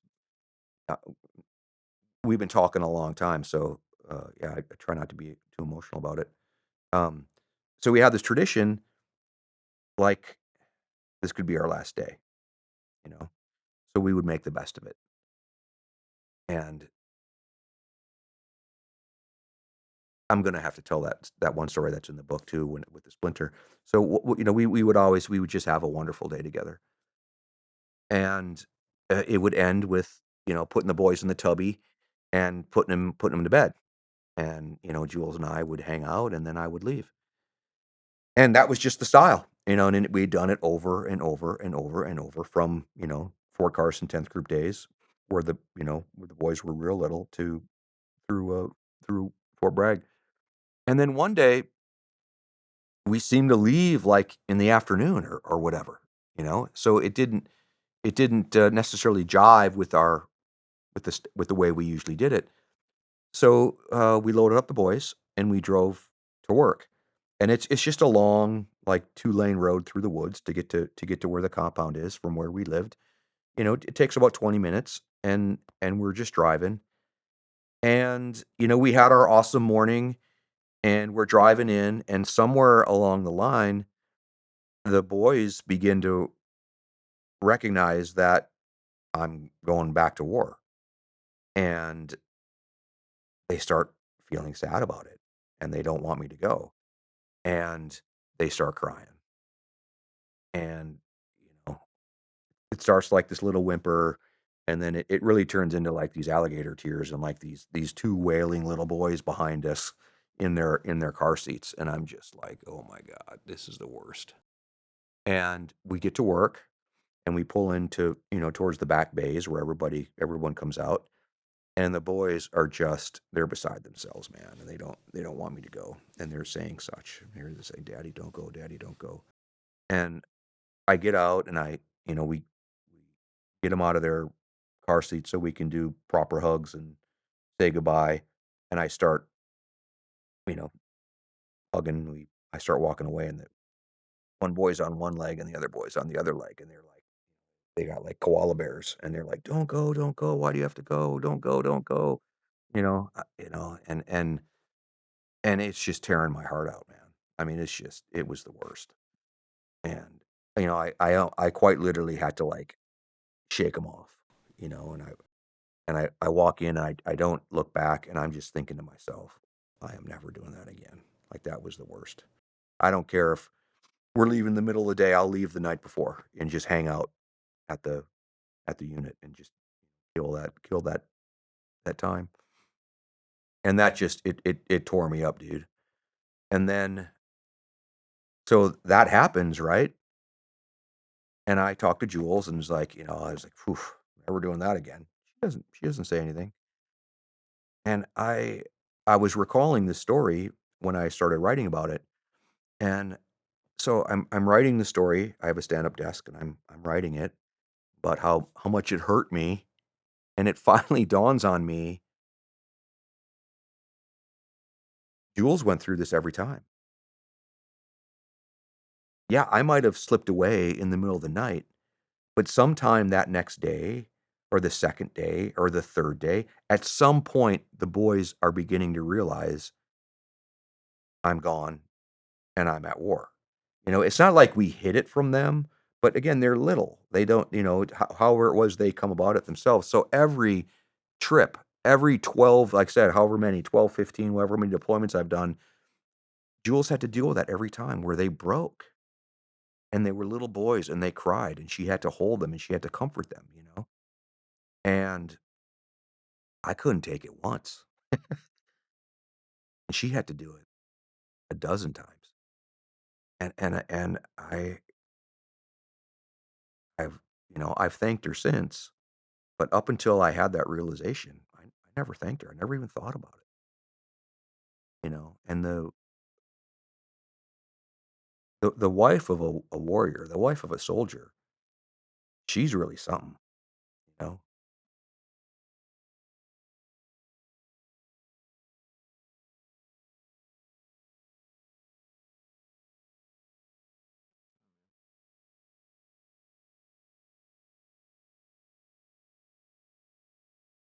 Well, I think there's only been a few books that kind of study the warrior class and the wife, the woman behind it. We don't really understand it. And I think it deserves to be understood because you cannot have a courageous fighting force without that woman keeping the home front going, keeping the family going. And I'm 35 years married, and it hasn't been easy. And I talk about it in the book. Like, dude, we are bumped and bruised and broken, and we have our distance, and we have, you know what I mean. But we made it through. Um, and a lot of people don't. And she's a strong woman. Anyone who knows her, and she's very private. Yeah, and I owe her everything. And I think one of the things that is hurtful and harmful to relationships when you're in this pursuit of this profession, like again, we talk about Michael Jordan. I don't know how many relationships Michael Jordan's been in or how many, relationships or marriages he's ruined, but you have a tendency to ruin relationships because of this single-minded focus to be the ultimate professional in this space, and it's no different than what we were doing. So you burn all your bridges, you know, and uh, you're constantly looking to be better. Like, we talk a little bit about we AR this, we AR that. When we didn't do a thing. You didn't eat lunch at the unit without people being like, I think we could have ate faster. Don't you think we could have ate faster? I think we could have balanced our calories better with the protein. Like every single thing is dissected about how you can do it faster or better, and and more efficiently, and you. I mean, I think I'm speaking fairly universally, and guys are going to recognize this. It bleeds into our homes.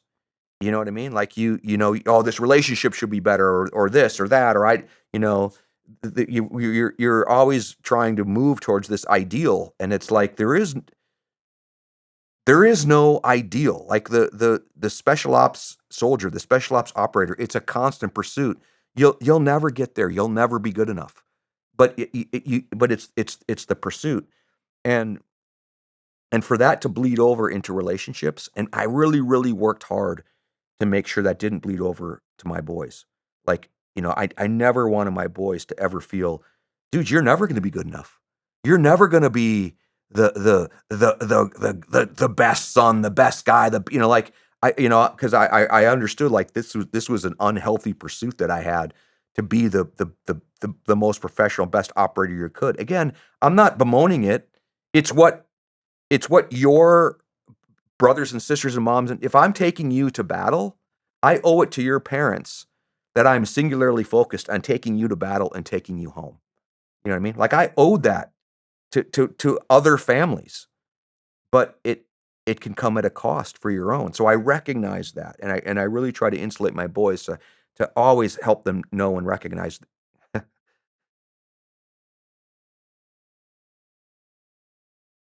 that they're good enough and smart enough, you know, and strong enough and brave enough.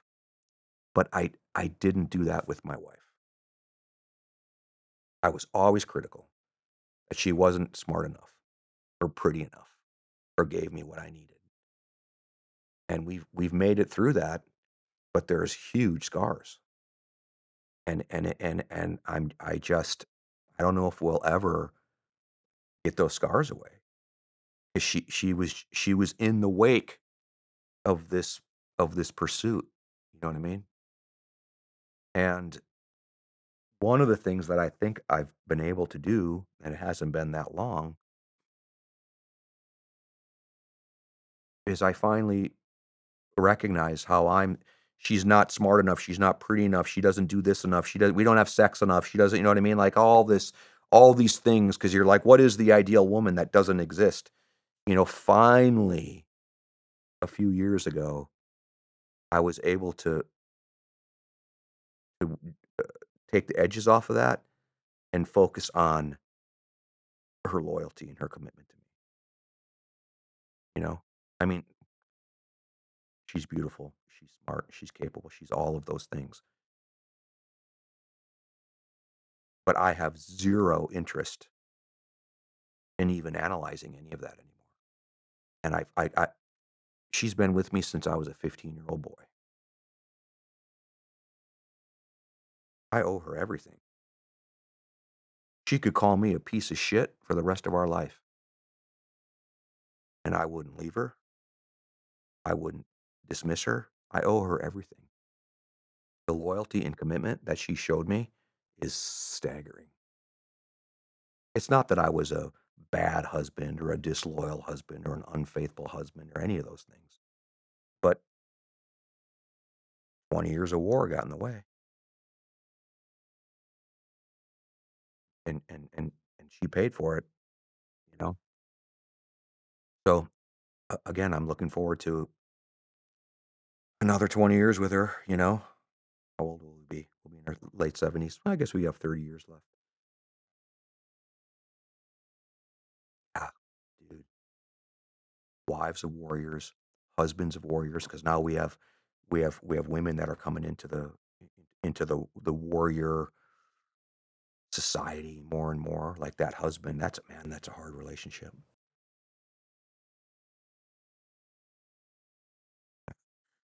First of all, thank you for sharing that. Seriously. And I asked that question not to try to get you emotional. Yeah, I asked that question because I want to talk about what's being sacrificed here. yeah, Because we've talked about the limbs and the TBI and the trauma and all that stuff. And that's all part of it. But this is part of it too. yeah, So, seriously, man, like, thank you for sharing that. I yeah. really appreciate you And talking I about that. and I appreciate the platform, and we just need to figure it out, you know. And the thing is like as we wipe away these kind of traditional roles, w- w- we need to understand also what we're looking at. Like the ability for a woman to comfort and heal a man is magical. It's God given. Nothing, nothing heals me or comforts me more than my wife putting her arms around me. Especially if she's naked. Like and I'm not even joking. It's like there's something about the naked female form and that closeness and that comfort that's just it's just healing. And it gets convoluted and it gets complex. But man, women are healers, and if we don't have the healers, we have the destroyers. I've used a couple of different terms: monster hunters, soldiers. We're destroyers. We break shit. We kill shit. We're destroyers.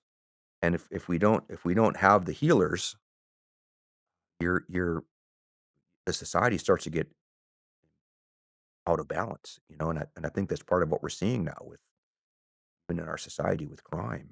And I don't know how many women would raise their hand and say, I'm a healer, because you are.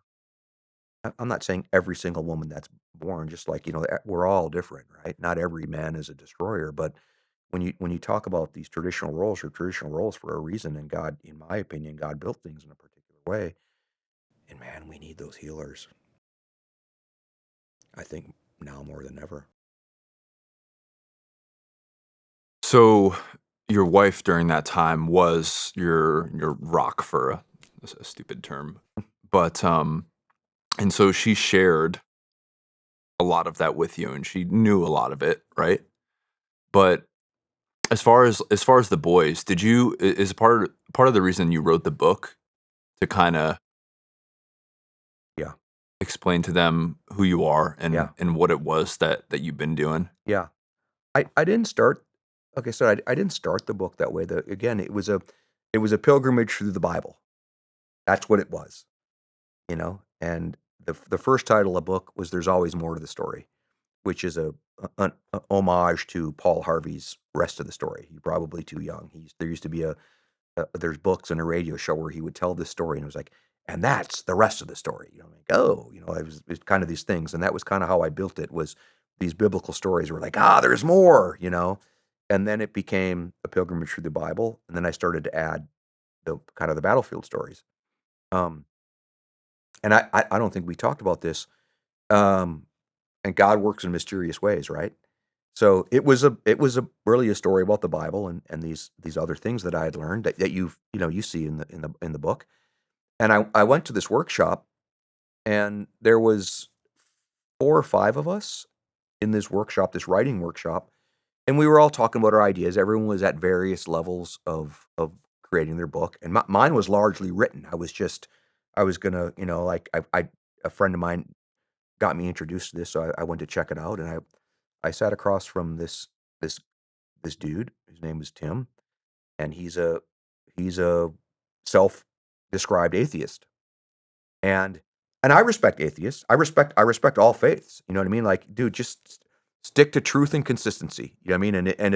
And if some of it is like supernatural, then I can accept that too. Like most of my faith is pretty logical. I mean, I believe in creation. I believe in the flood. I believe in the incarnation of Jesus, the virgin birth. I believe he died and was raised again. Those are all pretty wazoo supernatural things. You know what I mean? So I can't explain all of it, but most of what I believe is really based on just kind of logic and pattern and things we've seen before. And I totally appreciate that in any faith tradition, to include atheists. Just be consistent. And he shared with me, he said, man, I wouldn't I wouldn't read your book. I'm not interested in the Bible. I'm not, let alone these extra stories. He said, what I would be interested in though is how those stories have impacted you. Because I'm interested in you. I'm sitting across from you at a table. You're an interesting guy. You have an interesting journey. I want to know about you. And it's thanks to this atheist that it went from a pilgrimage through the Bible that the battlefield got added in. Because I was trying to share, these stories, these are how they impacted me. The process of writing, also, they tell you all the time, write very specifically to an avatar. Who is your target audience? and they tell you have to be very, very precise. Like it's not it's not two people, it's one person. Who is that? And I kept, I didn't want to alienate other faith traditions, and I didn't even reference it as the Bible initially. It was like ancient scriptures and ancient stories. And these professional writers kept hammering at me like, dude, who are you writing to? Who are you writing to? Who are you writing to? And I finally realized one day at this workshop, I'm writing to my boys. And my boys exemplify the audience. Young men who know about the Bible and they know about Jesus, but it's not interesting and it's not intriguing and it's not challenging. And it's been warped from religion, or it's been feminized, like, kind of how a lot of us go through that journey, and you're finding, like, being a Jesus lover. There's nothing cool about that. No, dude. It's actually one of the coolest things you could ever study, and that was my boys. We lived in Jerusalem. We lived in Israel. They saw this stuff with me, and their faith went through the roof. But then when we come home, they're like, "Yeah, American Christianity, it's kind of weird. It's kind of boring. It's kind of consumerist. It's kind of, all this kind of stuff." So when I really finally realized that I was writing to them, then it was when I realized I'm also sharing my story with them. And it wasn't until the second or third to last draft of this that I really understood I was also writing this for me, and this closure of coming home. These things that we've talked about, these things that I haven't thought about, this resentment that I've had towards these characters that I have been mad at. I've been mad at Ranger Hale for 35 years for failing me in the face of combat, and I was mad at this two-star general for punking me out on the battlefield. You know what I mean? It's like, no, man, that's just too much of my ego. They all have their own stories, and I kept kind of kidding myself. I'm fine. I don't have this. I don't have that, and I don't. Compared, there's a lot of guys that are hurting, but I carry baggage. You know, and it can be heavy, it can be light, but and I'm not saying that this book, writing it, the process, got rid of the baggage, but at least I can name it. You know what I mean? Like, what is this brick? Oh, I know what that is. What's this brick? Oh, I know what that is. So again, as that's what I like about podcasts, as we're talking this stuff through. Um, I think what we talk about is lighten your load, take the bricks out of your rucksack. Well, you can some, but some are just there, man. But when you know what it is, like, what is it that's poking me in the neck? Oh, it's that. It loses some of its impact, So I'm not saying I got rid of some of those demons and bricks and pain points, but it helped me identify where they are. Somehow that's easier, and it going back to your question, it really helped my sons understand. And my mom and dad and my sister and my brother. I was estranged from my brother for years. Um, he was just mad at me, dude. And we started to come together a couple years ago. He broke the détente, and but after he read the book, he was like, "Hey, man, I get it." Like, he was mad. I wasn't there for him, and I wasn't there for him fairly early. I joined the army at 17, and, like, we're now coming full circle. My dad worked hard to provide for our family, and my brother was looking to me to be a male role model for him, and I didn't recognize that, and I wasn't there, and then my pursuit to be a professional soldier and all of these other things, and then obviously when the wars kicked off, he was mad. And, he's still a little mad, I'm sure. He's still a little bit resentful. But he told me, he read the book, he's like, "I get it. I didn't know. I kinda knew what you were doing. I didn't really know. And I get how you had to prioritize these other people before me and mom and dad and Jackie, you know?" And my mom and dad and sister all said the same thing. They're like, "Okay, we get it." So I think that's a little bit lighter, you know? That's something that we all carry. It's really cool about the book and how it's kind of just a little added bonus, right? That the kids can read that book whenever Yeah, they want, like when yeah, you're not around anymore, and your brother can do the same, or they can watch this podcast, right? Like that's the thing about this, man. Like this will be around long after you and I are gone, yeah, right? yeah. And like maybe it's 30 years from now, and your kids are watching this right now. Yeah, yeah. Um, if they are, is there anything you want to say to them? Oh, I'm so proud of them. Now you're trying to make me cry for sure. I'm so proud of them, and they know it. I love them. I love them so much. They're such beautiful human beings. I think in spite of what I presented them as a soldier, as a professional soldier, as a warrior, as a monster hunter, all these things, like they are the kindest. They are men, you know? And my son Aaron is a man. Like you see my son Aaron and you're like, "Oh fuck." Like he's a professional jujitsu athlete. Like and he looks like one, he'll tear you up. But he's the most kind, gentle soul you'll ever meet, you know? And my son Jonah is a man. And he walks into this room and you immediately like him because he has a character and a glow about him. Kittens and puppies come up to him and birds land on his shoulder and little babies crawl. And there's something just glowingly positive and beautiful about him. They're such beautiful people. And they look very different. They speak very differently. They're very, very different people. Um, but they're beautiful men. And they've met women that love them. They both have fiancées that are beautiful women. Aaron's fiance is older, and she has 2 children already, so we have grandkids that are, 11. The young girl's 11, she's gonna be 12 at the end of the month. The young boy is 9.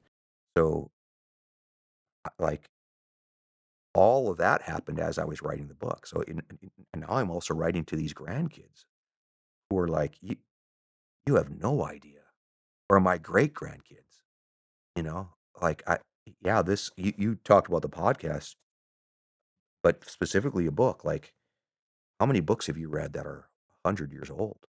And it's somebody's story, you know? And we talked a lot about duty, um, and I don't know why. I just felt it was my duty to tell this story as a follower of Jesus, as a soldier, as a husband, as a father, as a warrior. Like I just felt it was my duty. Um,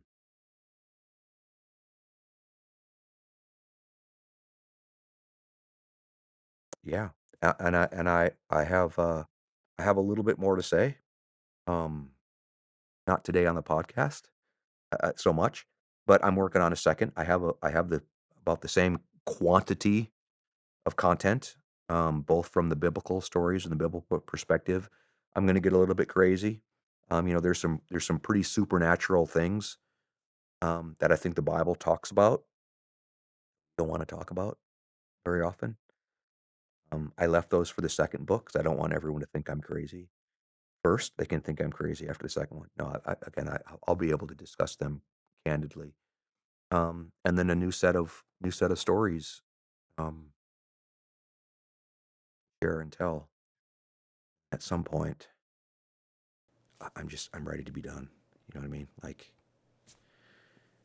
I don't want to hunt monsters forever. I don't want to excise demons forever. At some Yeah. point, it's time to hand it off. Again, thank you for sharing that. And I was telling you a little bit about this in the car, but like it's not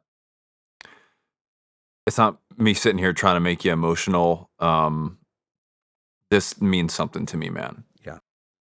And I appreciate that. I really do. I mean, I can sense that with you, and you get there's a human condition, and there are stories to tell from the human condition, and when people live on the fringes like this, it needs to be told because it even though you can't necessarily relate to what it feels like to go to war and see a burning man continue to chase after you or something, you know what I mean? But again, it's these extremes that help us point back at the everyday, at the mundane, and I definitely picked that up from you and from that discussion that you had with Brent, and you made me feel very comfortable to come and share. So good on you, man. So let's round it out here with Skull Games Yeah, and the fact that you are still continuing to hunt monsters, maybe yeah, much to your wife's dismay. yeah, So maybe a good place to start is kind of defining what the problem is yeah, and the scope of it, yeah, because people are going to be surprised by it, yeah. I think. So there is an underground sex economy where people are being sold for sex 24 hours a day, 7 days a week. And it's not just overseas, it's right here in the US. And I use some broad terms there because it's men that are being sold, boys that are being sold, children, but it's predominantly women. It's predominantly women. When you look at this as a market, predominantly the buyers are men, predominantly the sellers are men, and predominantly the product is women, and women and young girls, because that's what's desired. The demand is a pretty young girl. So that's what is the supply. And when you look at this from a business perspective, right? There's supply, there's demand, there's marketing, there's insurance, there's all sorts of aspects to it. It's really easy to understand what's happening out there. And we specialize in the commercial online sex industry. So there are escort sites and sex ads that are run through every city in America, and girls are being sold on those sex sites to be purchased for sex. And the reason this is a perfect combination for a private organization like Skull Games, a nonprofit, to support law enforcement is this crime is outward facing. It's on the internet. And this girl, there's a picture of the girl for sale, some way to contact her because you have to negotiate a price. You have to negotiate what sex acts are going to be agreed to.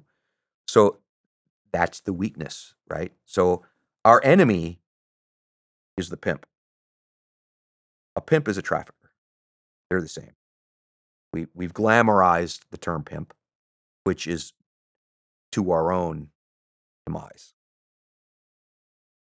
A pimp sells another human being for sex, for profit. A trafficker uses one of the three or all of the three elements of the crime by law of force, fraud, or coercion. But do you think a pimp on any given day doesn't use force, fraud, or coercion to get one of his girls to go do sex acts, to be raped by some stranger? So that's why the listeners they need to equate pimp with trafficker as the same thing. Don't try to figure out the difference. Let the legal system figure it out. And that's what we specialize in. We specialize in looking at the evidence and the clues that demonstrate force, fraud, and coercion. If a victim is under 18 years old, that's an automatic trafficking charge. There's no such thing as an underage prostitute. If she's underage and she's being prostituted, if she's underage and being sold for sex, if she's underage and selling herself for sex, that's trafficking. The other dirty secret is None of these girls in this age range between 18 and 28 are selling themselves. Someone's selling them. This idea of an independent fantasy where a girl is doing something because that's how she chooses to make money, or she's comes from a rough background and that's her only alternative. Yeah, it doesn't make sense. If you are a pimp and a trafficker and I'm a pimp and a trafficker, why would I let some independent girl have a piece of the market? I wouldn't. So girls are independent very intermittently, and then a trafficker will come in and take over their business because men are physically dominant. And oftentimes they're emotionally, psychologically more evil than, it's not that there's no such thing as a female pimp or female trafficker, but if there is one, that just means there's weak male traffickers and pimps around because they can take over that business anytime they want. So there really isn't an independent sex trade. There isn't a sex worker that's in this for long willingly. Someone takes over the business, especially if it's lucrative. Now, if you're in your late 30s or 40s or 50s, yeah, there's not enough market demand for you. The pimps and traffickers will just let you go. On the inverse of that, there's not a huge market for a young girl either, for a 13, 14, 15-year-old. But that's the easy psychological, social development for the traffickers to get their hooks into these girls. So they're approaching these girls when they're 13, 14, 15, 16 years old, get their hooks into them so they can turn them out when they're 18. Or they just say they're 18 and they're really selling them at 15, 16.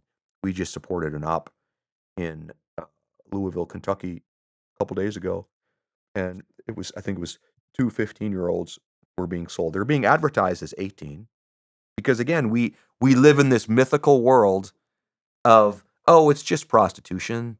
A woman selling her body online. She's 18 years old. That's of age. She can do it. Nobody cares. It's a mythical world, and I don't know why people want to live in it. She's not selling her own body. Someone else is forcing her to do it. She's not gaining anything from it. And if she doesn't do what her trafficker wants her to do, she's getting a beat down. And the diabolical nature of these traffickers boggles my mind. We've been talking about Al Qaeda and ISIS all day. Dude, Al Qaeda and ISIS have nothing on the American pimp.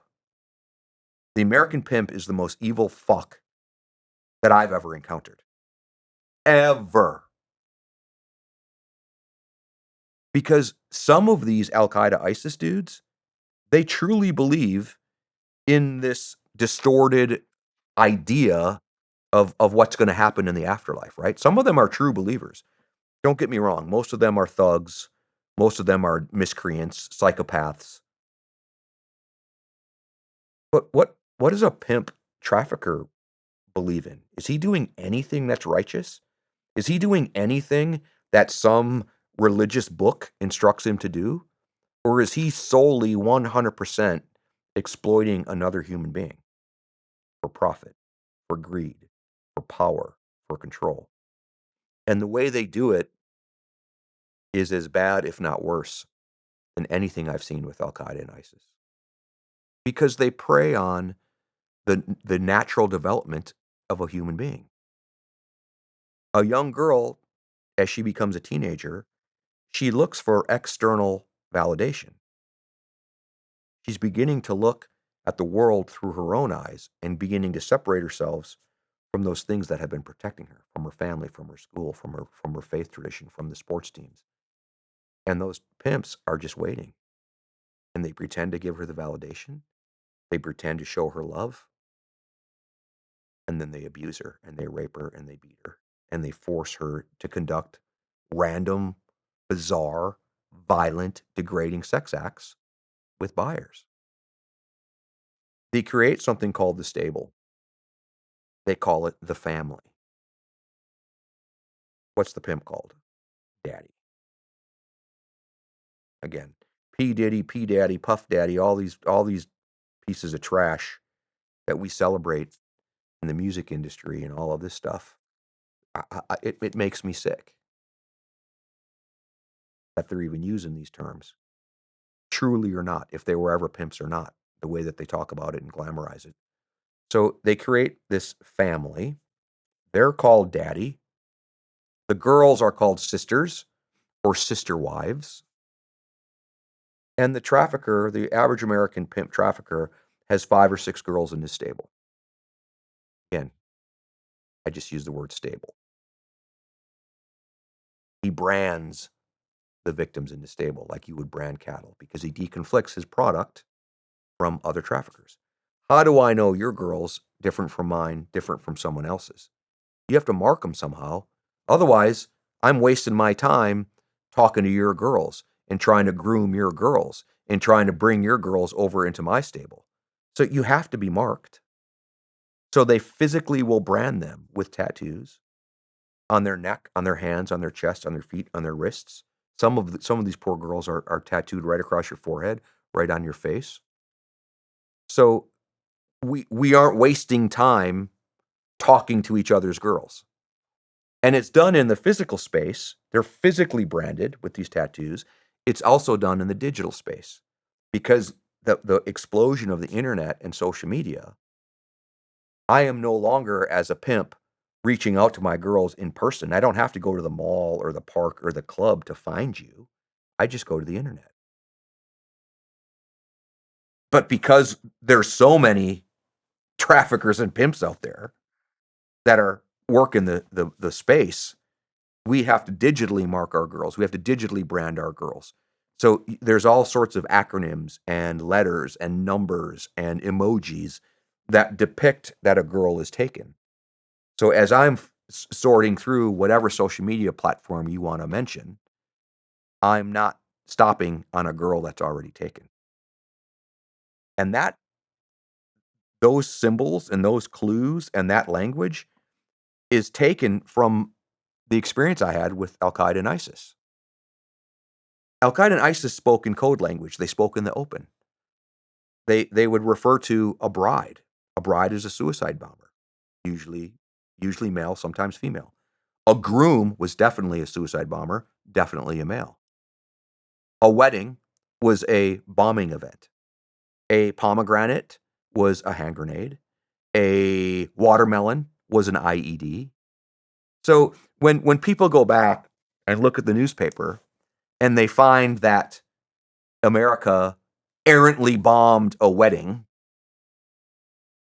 it's because we just got our wires crossed.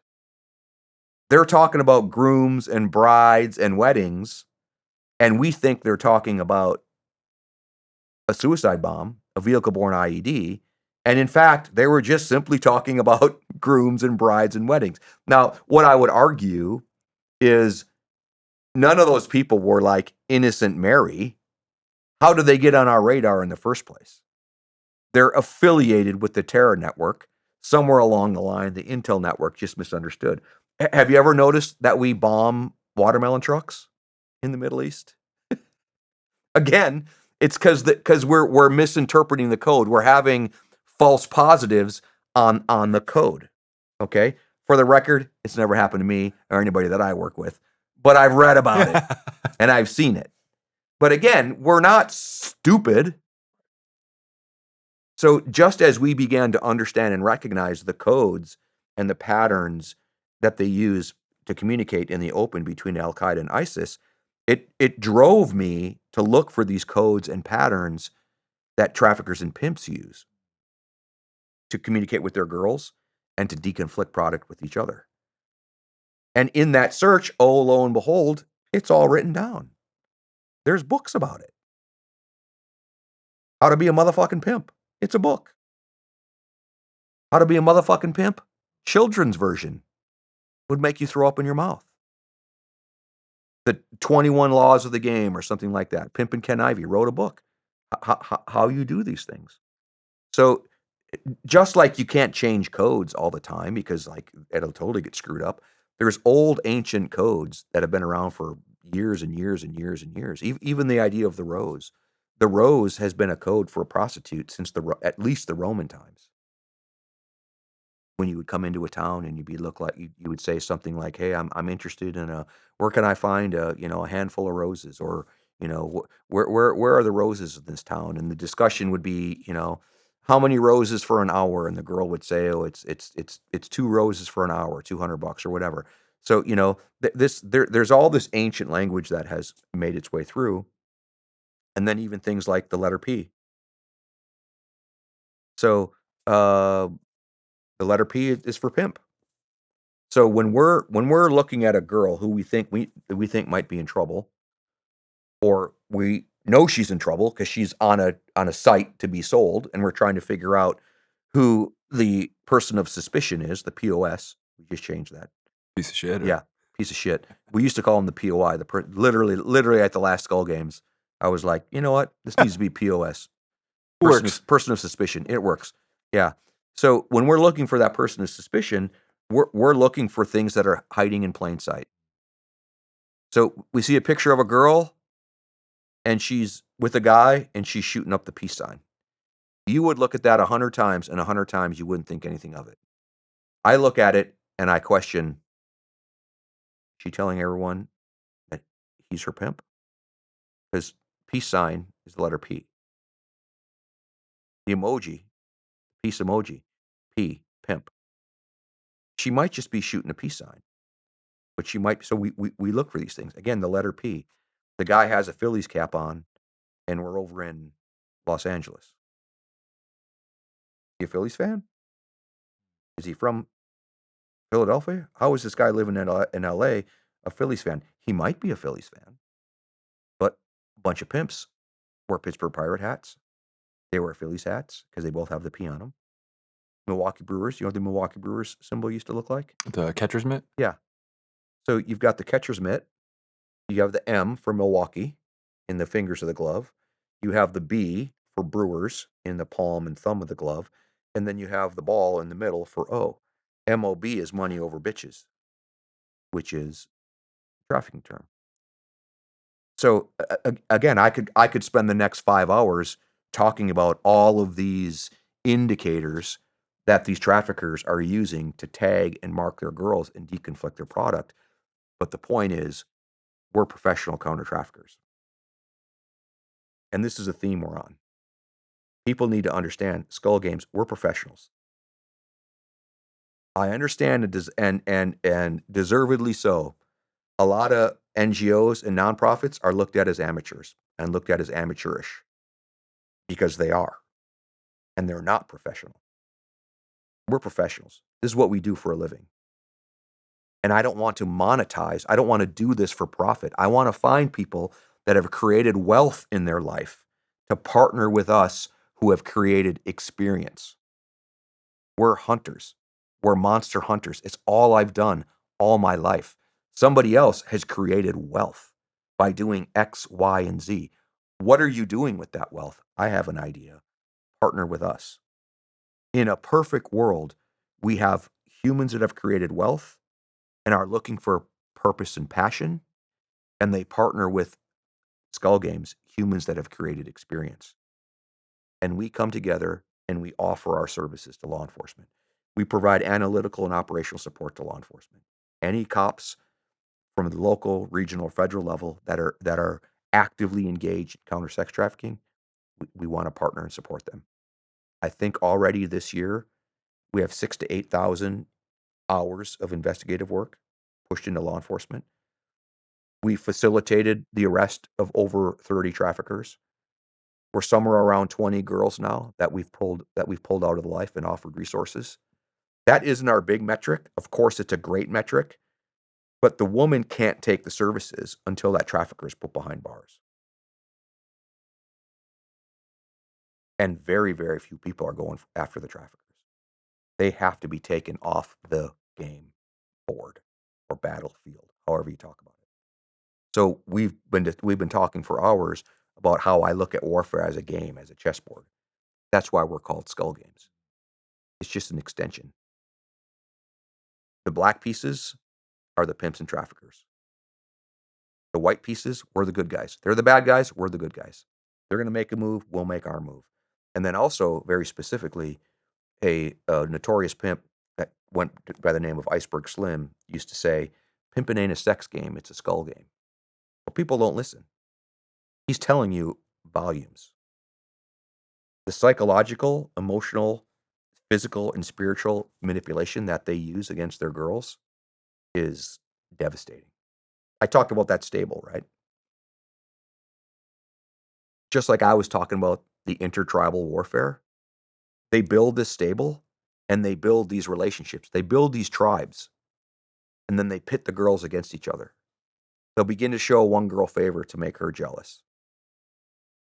Now she wants to get in the good graces of the trafficker, or vice versa. They create this false sense of community, like, again, these sister wives. So as I'm beating one of these girls into submission, they're going to reach a point where they just don't care anymore, right? Just beat me, kill me. I don't care. So what do? They start beating one of the other girls. And now you have to not care if she's going to be hurt or if she's going to live. But he's not doing it willy-nilly. He's already created a tribal allegiance between these two girls. He knows that you love her and you look upon her as like your little sister, and I've manipulated it to where you're protecting her. So now if I want you to do something, I just beat her. I just threaten her. Dude, how fucked up is that? That's SEER school, Yeah. right? Yeah. You finish the Q course, Yeah. you go to SEER school, Yep. and you can take a beating, but then they start beating your buddy. And that's what broke me. I can withstand all sorts of pain and torture. But, dude, you start beating my buddy for stupid information, right? Like, it's, I'm not, no one's dying over the information I have.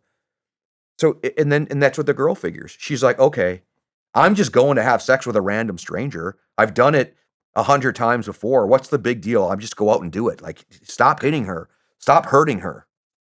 And then on top of that, a common tactic is these guys, not only within the stable, they'll have children with these girls. You know where the term baby daddy came from? I don't know if I'm ready for this one. Yeah. In prison, when a woman would go visit her baby daddy in prison, and she would have to write down what is her relationship, it's not her husband, it's not her boyfriend, it's her baby daddy. And that's kind of become a joke. Baby daddy. So the traffickers and pimps have taken this idea of the baby daddy because it's even a stronger bond than this other girl in the stable. I purposefully have a child with you, and now I take control of that baby. And you are going to go do whatever I tell you to do. And how many mamas do you think will do anything for their babies? Just about all of them. Yep. I couldn't believe it when I began to understand that that was a tactic. They will hold that baby hostage.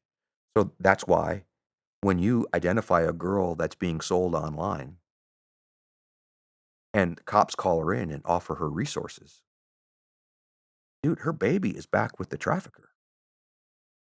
How is she supposed to accept resources? You got to get that trafficker and you got to get her baby back. Now she can accept resources. And that's what we strive to do. We strive to understand what that network looks like and make sure that we have set the conditions where that girl can actually get safe and that trafficker is going behind bars. Have you seen it's not really a bit because it's not funny and it wasn't intended to be, but have you seen the Dave Chappelle bit where he's talking about Iceberg Slim? No. So he's telling a story about Iceberg Slim, and basically to sum up, Iceberg Slim was having an issue with one of his girls, a problematic girl. She wasn't complying or something that he, was trying to force her into doing. And Iceberg Slim went to a different pimp And he said, I got this problem, girl. What do I do about this? And this other guy, who was a more seasoned pimp at the time, I guess, said, oh, that's easy. You take a coat hanger and you unravel it and you just beat the absolute shit out of her until she can't take it anymore. And then when you're done, you draw her a bath and you give her some pills, and she'll be so grateful that you healed her that she'll forget that you're the one that broke her in the first place. Yep. Again, I wanted to outline this problem because when I think about this at the 1,000-foot view of what I'm told about it, right? Not being at the ground level that you are, I think, okay, most of these girls are doing this probably on their own accord, right? Maybe they have a pimp, but they're not being trafficked. And so we've defined that that's not the case. Mm-hmm. And this is the way that they're being trafficked. Mm-hmm. So I want to read a couple stats from Skull Games' first quarter. And so this is a little after the first quarter. So Mm-hmm. the stats, some of the ones that you rattled off before, they're a little more. 1,030 hours of investigative support to law enforcement. Yep. 186 leads passed to law enforcement.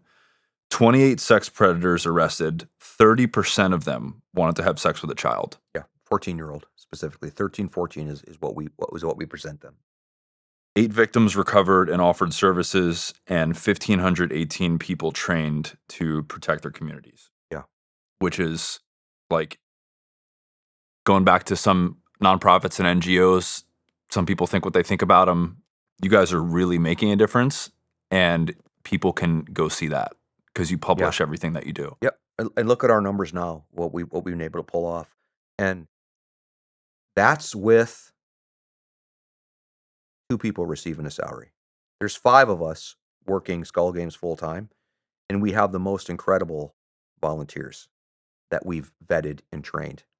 It's absolutely selfless. That will work stings from noon until midnight, noon until 3 in the morning voluntarily, and they'll come to these big events. So hundreds of volunteers that are just remarkable. There's 5 of us that are full time. 2 of them are getting paid. The other 3 of us are looking for support. We have a gal named Liz. She's a captain who just is separating from the army right now. She interned with us on something called Skill Bridge, which is a program that soldiers are able to do to intern with companies and kind of understand what it is they wanted to do and present opportunities for them. So she's been skill bridging with us for the last 3 to 4 months, and we need to hire her. She's incredibly talented. She was in the CSTs, the cultural support teams, the lionesses that people know them as. I think there's actually a movie or a TV show that chronicles some of these lionesses. She's an incredible young woman. She loses a paycheck July 8th, I believe. The Army pays her up until July 8th. I don't have a paycheck for her, and I don't want to lose her. And I know there are people that have a heart for this, and I know there are people that have been burned. There are other organizations that are pretty well known, and have been well known, and that have been taking the hits. Um, and most, if not all of them, that have been taking those hits, it's deserved by the way they do business and the shortcomings of some of their leadership. I don't know where people's alliances and allegiances lay, but again, I challenge anybody to look and see who we are and what we do, and we have very easy impact metrics to measure. It's the women that we identify that are being sold online. It's the POSs that are trafficking them. It's the amount of hours we put free into supporting law enforcement. It's the traffickers we put behind bars. It's the girls that we offer resources. The fact that we train people, and there's all sorts of other metrics that we can measure, but those things are incredibly, incredibly unique. There's no one else on the planet doing what we're doing, not overseas or in the US, but we really want to focus on the US. And we may have to pull our eye off the ball to do some stuff overseas if that's where the money is, but I don't want it to be that way. I don't want to help Guatemalan girls and Colombian girls and Cambodian girls when there are American girls New Jersey girls, Camden girls, Hoboken girls, Brooklyn girls that are being raped as we speak. I don't I don't want to fix the rest of the world. I've spent my whole life doing that. I want to help our girls. How can people help, and where do they go to donate? Skullgames.io. That's our website. There's a donation button that's right there. It's just a funding issue. I started looking at this problem in 2011. I dedicated my time to it as soon as I retired. I retired in November of 15, but even the 6 months prior, I had terminal leave and I started working this space. So I'm going on my ninth year of working in this space, and we've perfected what it is we do. And I hope that people that are interested in this podcast and these things that we do, it's the stuff we've talked about is directly related to the level of professionalism and dedication of what we do with Skull Games. Um, Dude, it's tight. I can scale this thing overnight. We have the people in place. Um, yeah, it really is remarkable. So that's definitely how they can help. Skullgames.io. Invite people. I'll send you a link also. On our website, we have 2 online courses. One is a leadership course that I built years ago with Sheepdog Response. Tim Kennedy graciously, after we built, he's like, "Yeah, take it, do with what you want." So I'll send you that the code to get to any of it is SkGTF 2024, Skull Games Task Force 2024. So the leadership course, if people want to kind of hear some more structured leadership discussion and some of these stories that I told today, as well as a protect your family course, which you'll hear from a survivor on what her story was. She was actually trafficked out of France. Now she's in the United States working to restore women and give victims opportunities. And then it'll largely be me talking about this crime. And I definitely want to invite anybody to take a look at it. Um, I want to do one little experiment with you because one of the things that I wanted to talk about is, people we talk about the crime, the scale and the scope, the depth of it, the depravity of it, and it kind of puts people on their heels. But what I really want folks to understand is this idea of these vulnerabilities, right? And even a lot of what it was we were talking about. A good soldier has to know their own vulnerabilities, the vulnerabilities of their team, exploit the vulnerabilities of their enemies. And as humans, in the human condition, we have innate vulnerabilities. It's called growth. It's called puberty. It's called development. It's called loss. You know what I mean? It's called misfortune. So one of the things that I just want to share with your folks is I pulled this out a couple days ago, or a couple months ago. Um, I'm always trying to find ways to connect with folks, right? And this was one of the ways. So I'm going to throw you a misfortune cookie, okay? And we're gonna crack these open. And we're gonna read what's in here. All right. Okay. Um, and the point of this is, man, unfortunate events, misfortune befalls us all. It's part of the human condition, and these traffickers are just waiting to exploit it. You know. So go ahead and read what that says. And you got balls. Be vulnerable. I don't know what these say. There's a whole bunch of different misfortunes in each one. Hmm. Something I keep to myself is Oh, now dot dot dot. you're now about to share it on a podcast. Um. Hmm. Okay. On the spot. Mhm. Something I keep to myself is the structure of these interviews. Yeah. I keep my mouth shut. Yeah. You're the one that's talking. Yep. And if I talk a lot, I'm not doing my job. Yeah. Because that's not what makes for a good interview, in my Yep. opinion. Yep. For the sake of this conversation, I could be 10 times as interesting as you. Yeah. Doesn't matter. You're Yep. the interesting one. I'm the Yep. one asking the questions. So something I keep to myself is my personal opinions and interjections Yeah. when it comes to things that you're saying, Yeah. or the guest is saying, rather. Okay. All right. That's the first thing that comes to mind. Yeah, that's good. I'll give you one more try. Just be a little bit more vulnerable. We can go back to that one if you don't want to be. Okay. Just be a little bit more vulnerable. What's yours? I felt humiliated when. I'm gonna have to think about that one. think we're both gonna have to take a second to think about this. Yeah, I felt humiliated when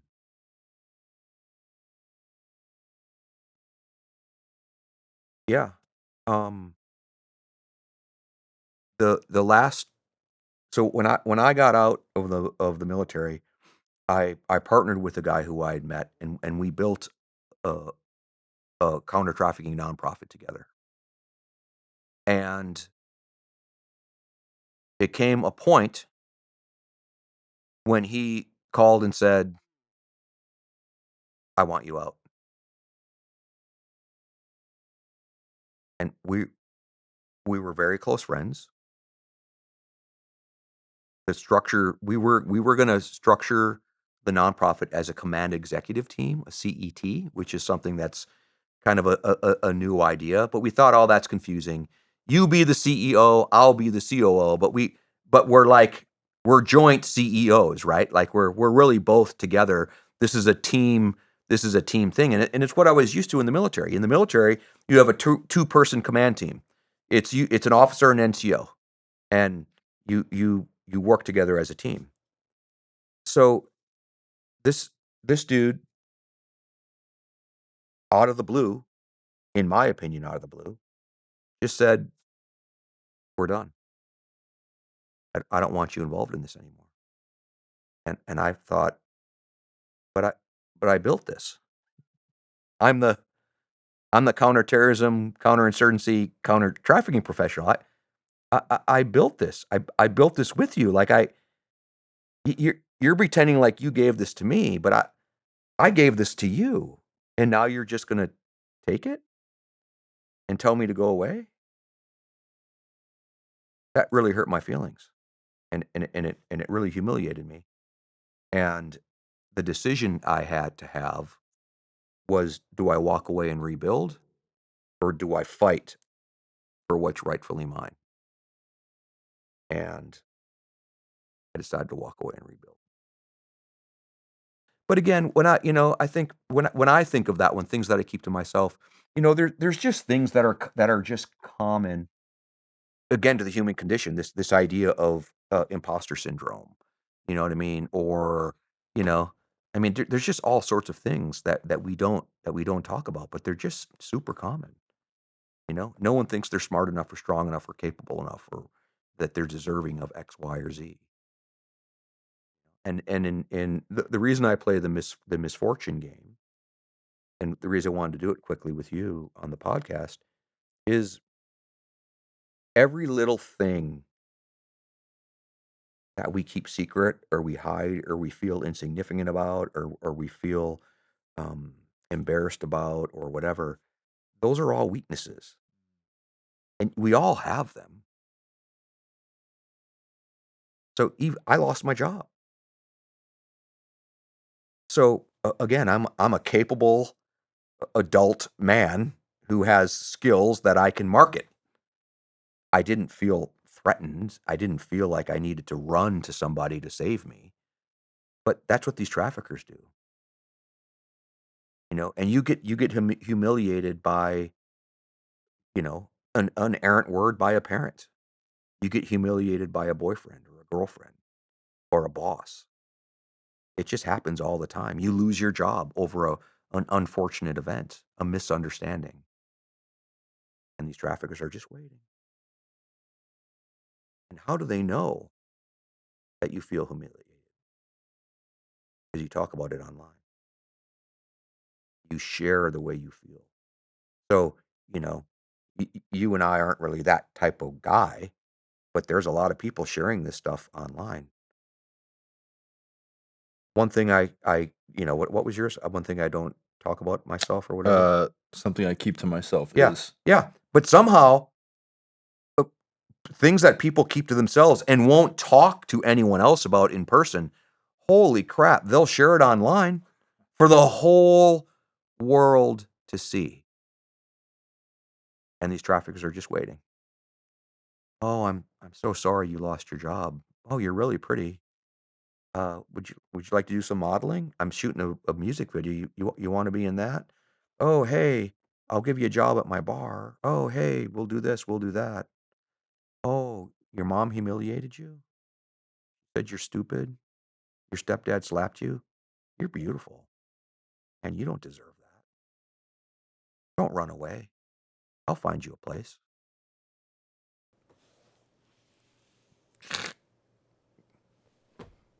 Every day, thousands of times a day, these girls are getting trapped. And these traffickers know exactly what they're doing. The girls, when they refer to this, they call it the life. I'm in the life, I'm out of the life, I'm in the life, I'm out of the life. The traffickers call it the game. In the game, I'm out of the game. They know what they're doing. They're very intentional about it. So Skull Games is designed to beat them at their own game. We'll see. We will, on a long enough time frame and with enough money. So if people are watching, you know, first of all, go donate. If you can't donate, go buy a T-shirt. Oh yeah, right? we got cool swag. Yeah, our little Scully Skull Games guy, people love it, man. Yeah. We got Scully and everything from underpants to what do you call vuvuzelas, you name it. We got Scully on everything. Go support. But also, if you know somebody that has, like you said, built wealth for themselves, because we all have roles in this world, and you spent the last 30 years of your life, well, you're continuing to do what you're doing, but there's somebody else that spent the last 30 years of their life on Wall Street. Yeah. And they've accumulated all this wealth, and now dude, it's time for the two to come together. Yeah, and we're full circle. Men, I know you have an inherent identity of being a protector and a defender. I know you do. We all do. This is your chance. Use what you've created and be that protector defender that you know you are. Ladies, I know you have that inherent desire to be a healer. We can't heal these girls until we get these traffickers put behind bars and we get them out of this life. So, listen to that inner thing in your heart and in your mind and in your soul. You can be that person. Where have all the heroes gone? They're right here, dude. They're right here. I'm looking at one. They're everywhere. But you have to be heroic. Everyone has the propensity to be a hero, but you have to do something heroic. And if you don't think supporting folks like us and what we're doing within Skull Games isn't heroic, you've got another think coming. We all have different roles. Again, I love, the Bible talks about, some people of creation are the hands, some are the feet, some are the ears, some are the eyes, some are the thumb, some are the nose. Just be part of the body. Be a body of these protectors and defenders and healers, and we can change the world. Man, so this feels like a good place to wrap it up. Dude, just thank you for what you did when you were in the military, and thank you for what you're continuing to do and with Skull Games. And I've been looking forward to this for a while, and it certainly did not disappoint. Thank you. So, again, man, it was an honor. Thank you so much for your time, and I really appreciate it. I appreciated the venue. Again, you're again, the trust that you put in us. And I feel like it's my duty. I don't have a choice. You know what I mean? Like I don't have a choice. It's duty. And we talked about when I was a little kid. Like ever since I was a little kid, it's like, this is what you need to do, dude. I appreciate the kind words. And thanks for having me. Absolutely, man. Yeah, it was a pleasure. You're gonna fly, man. I appreciate it.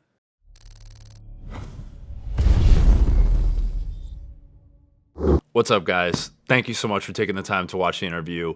As you could probably tell, this is a brand new channel. So if you got anything out of this at all, please like the video, leave me a comment, tell me what you thought. Tell me who you'd like to see on the show. I see every like, I read every comment, and I appreciate all of it, especially in the beginning, because as you know, that kind of support goes a long way on these platforms. So most importantly, I have some awesome guests coming up in the future for interviews. So please subscribe to the channel so you don't miss any of them. But again, thank you for your time. Appreciate the support and hope to see you again soon.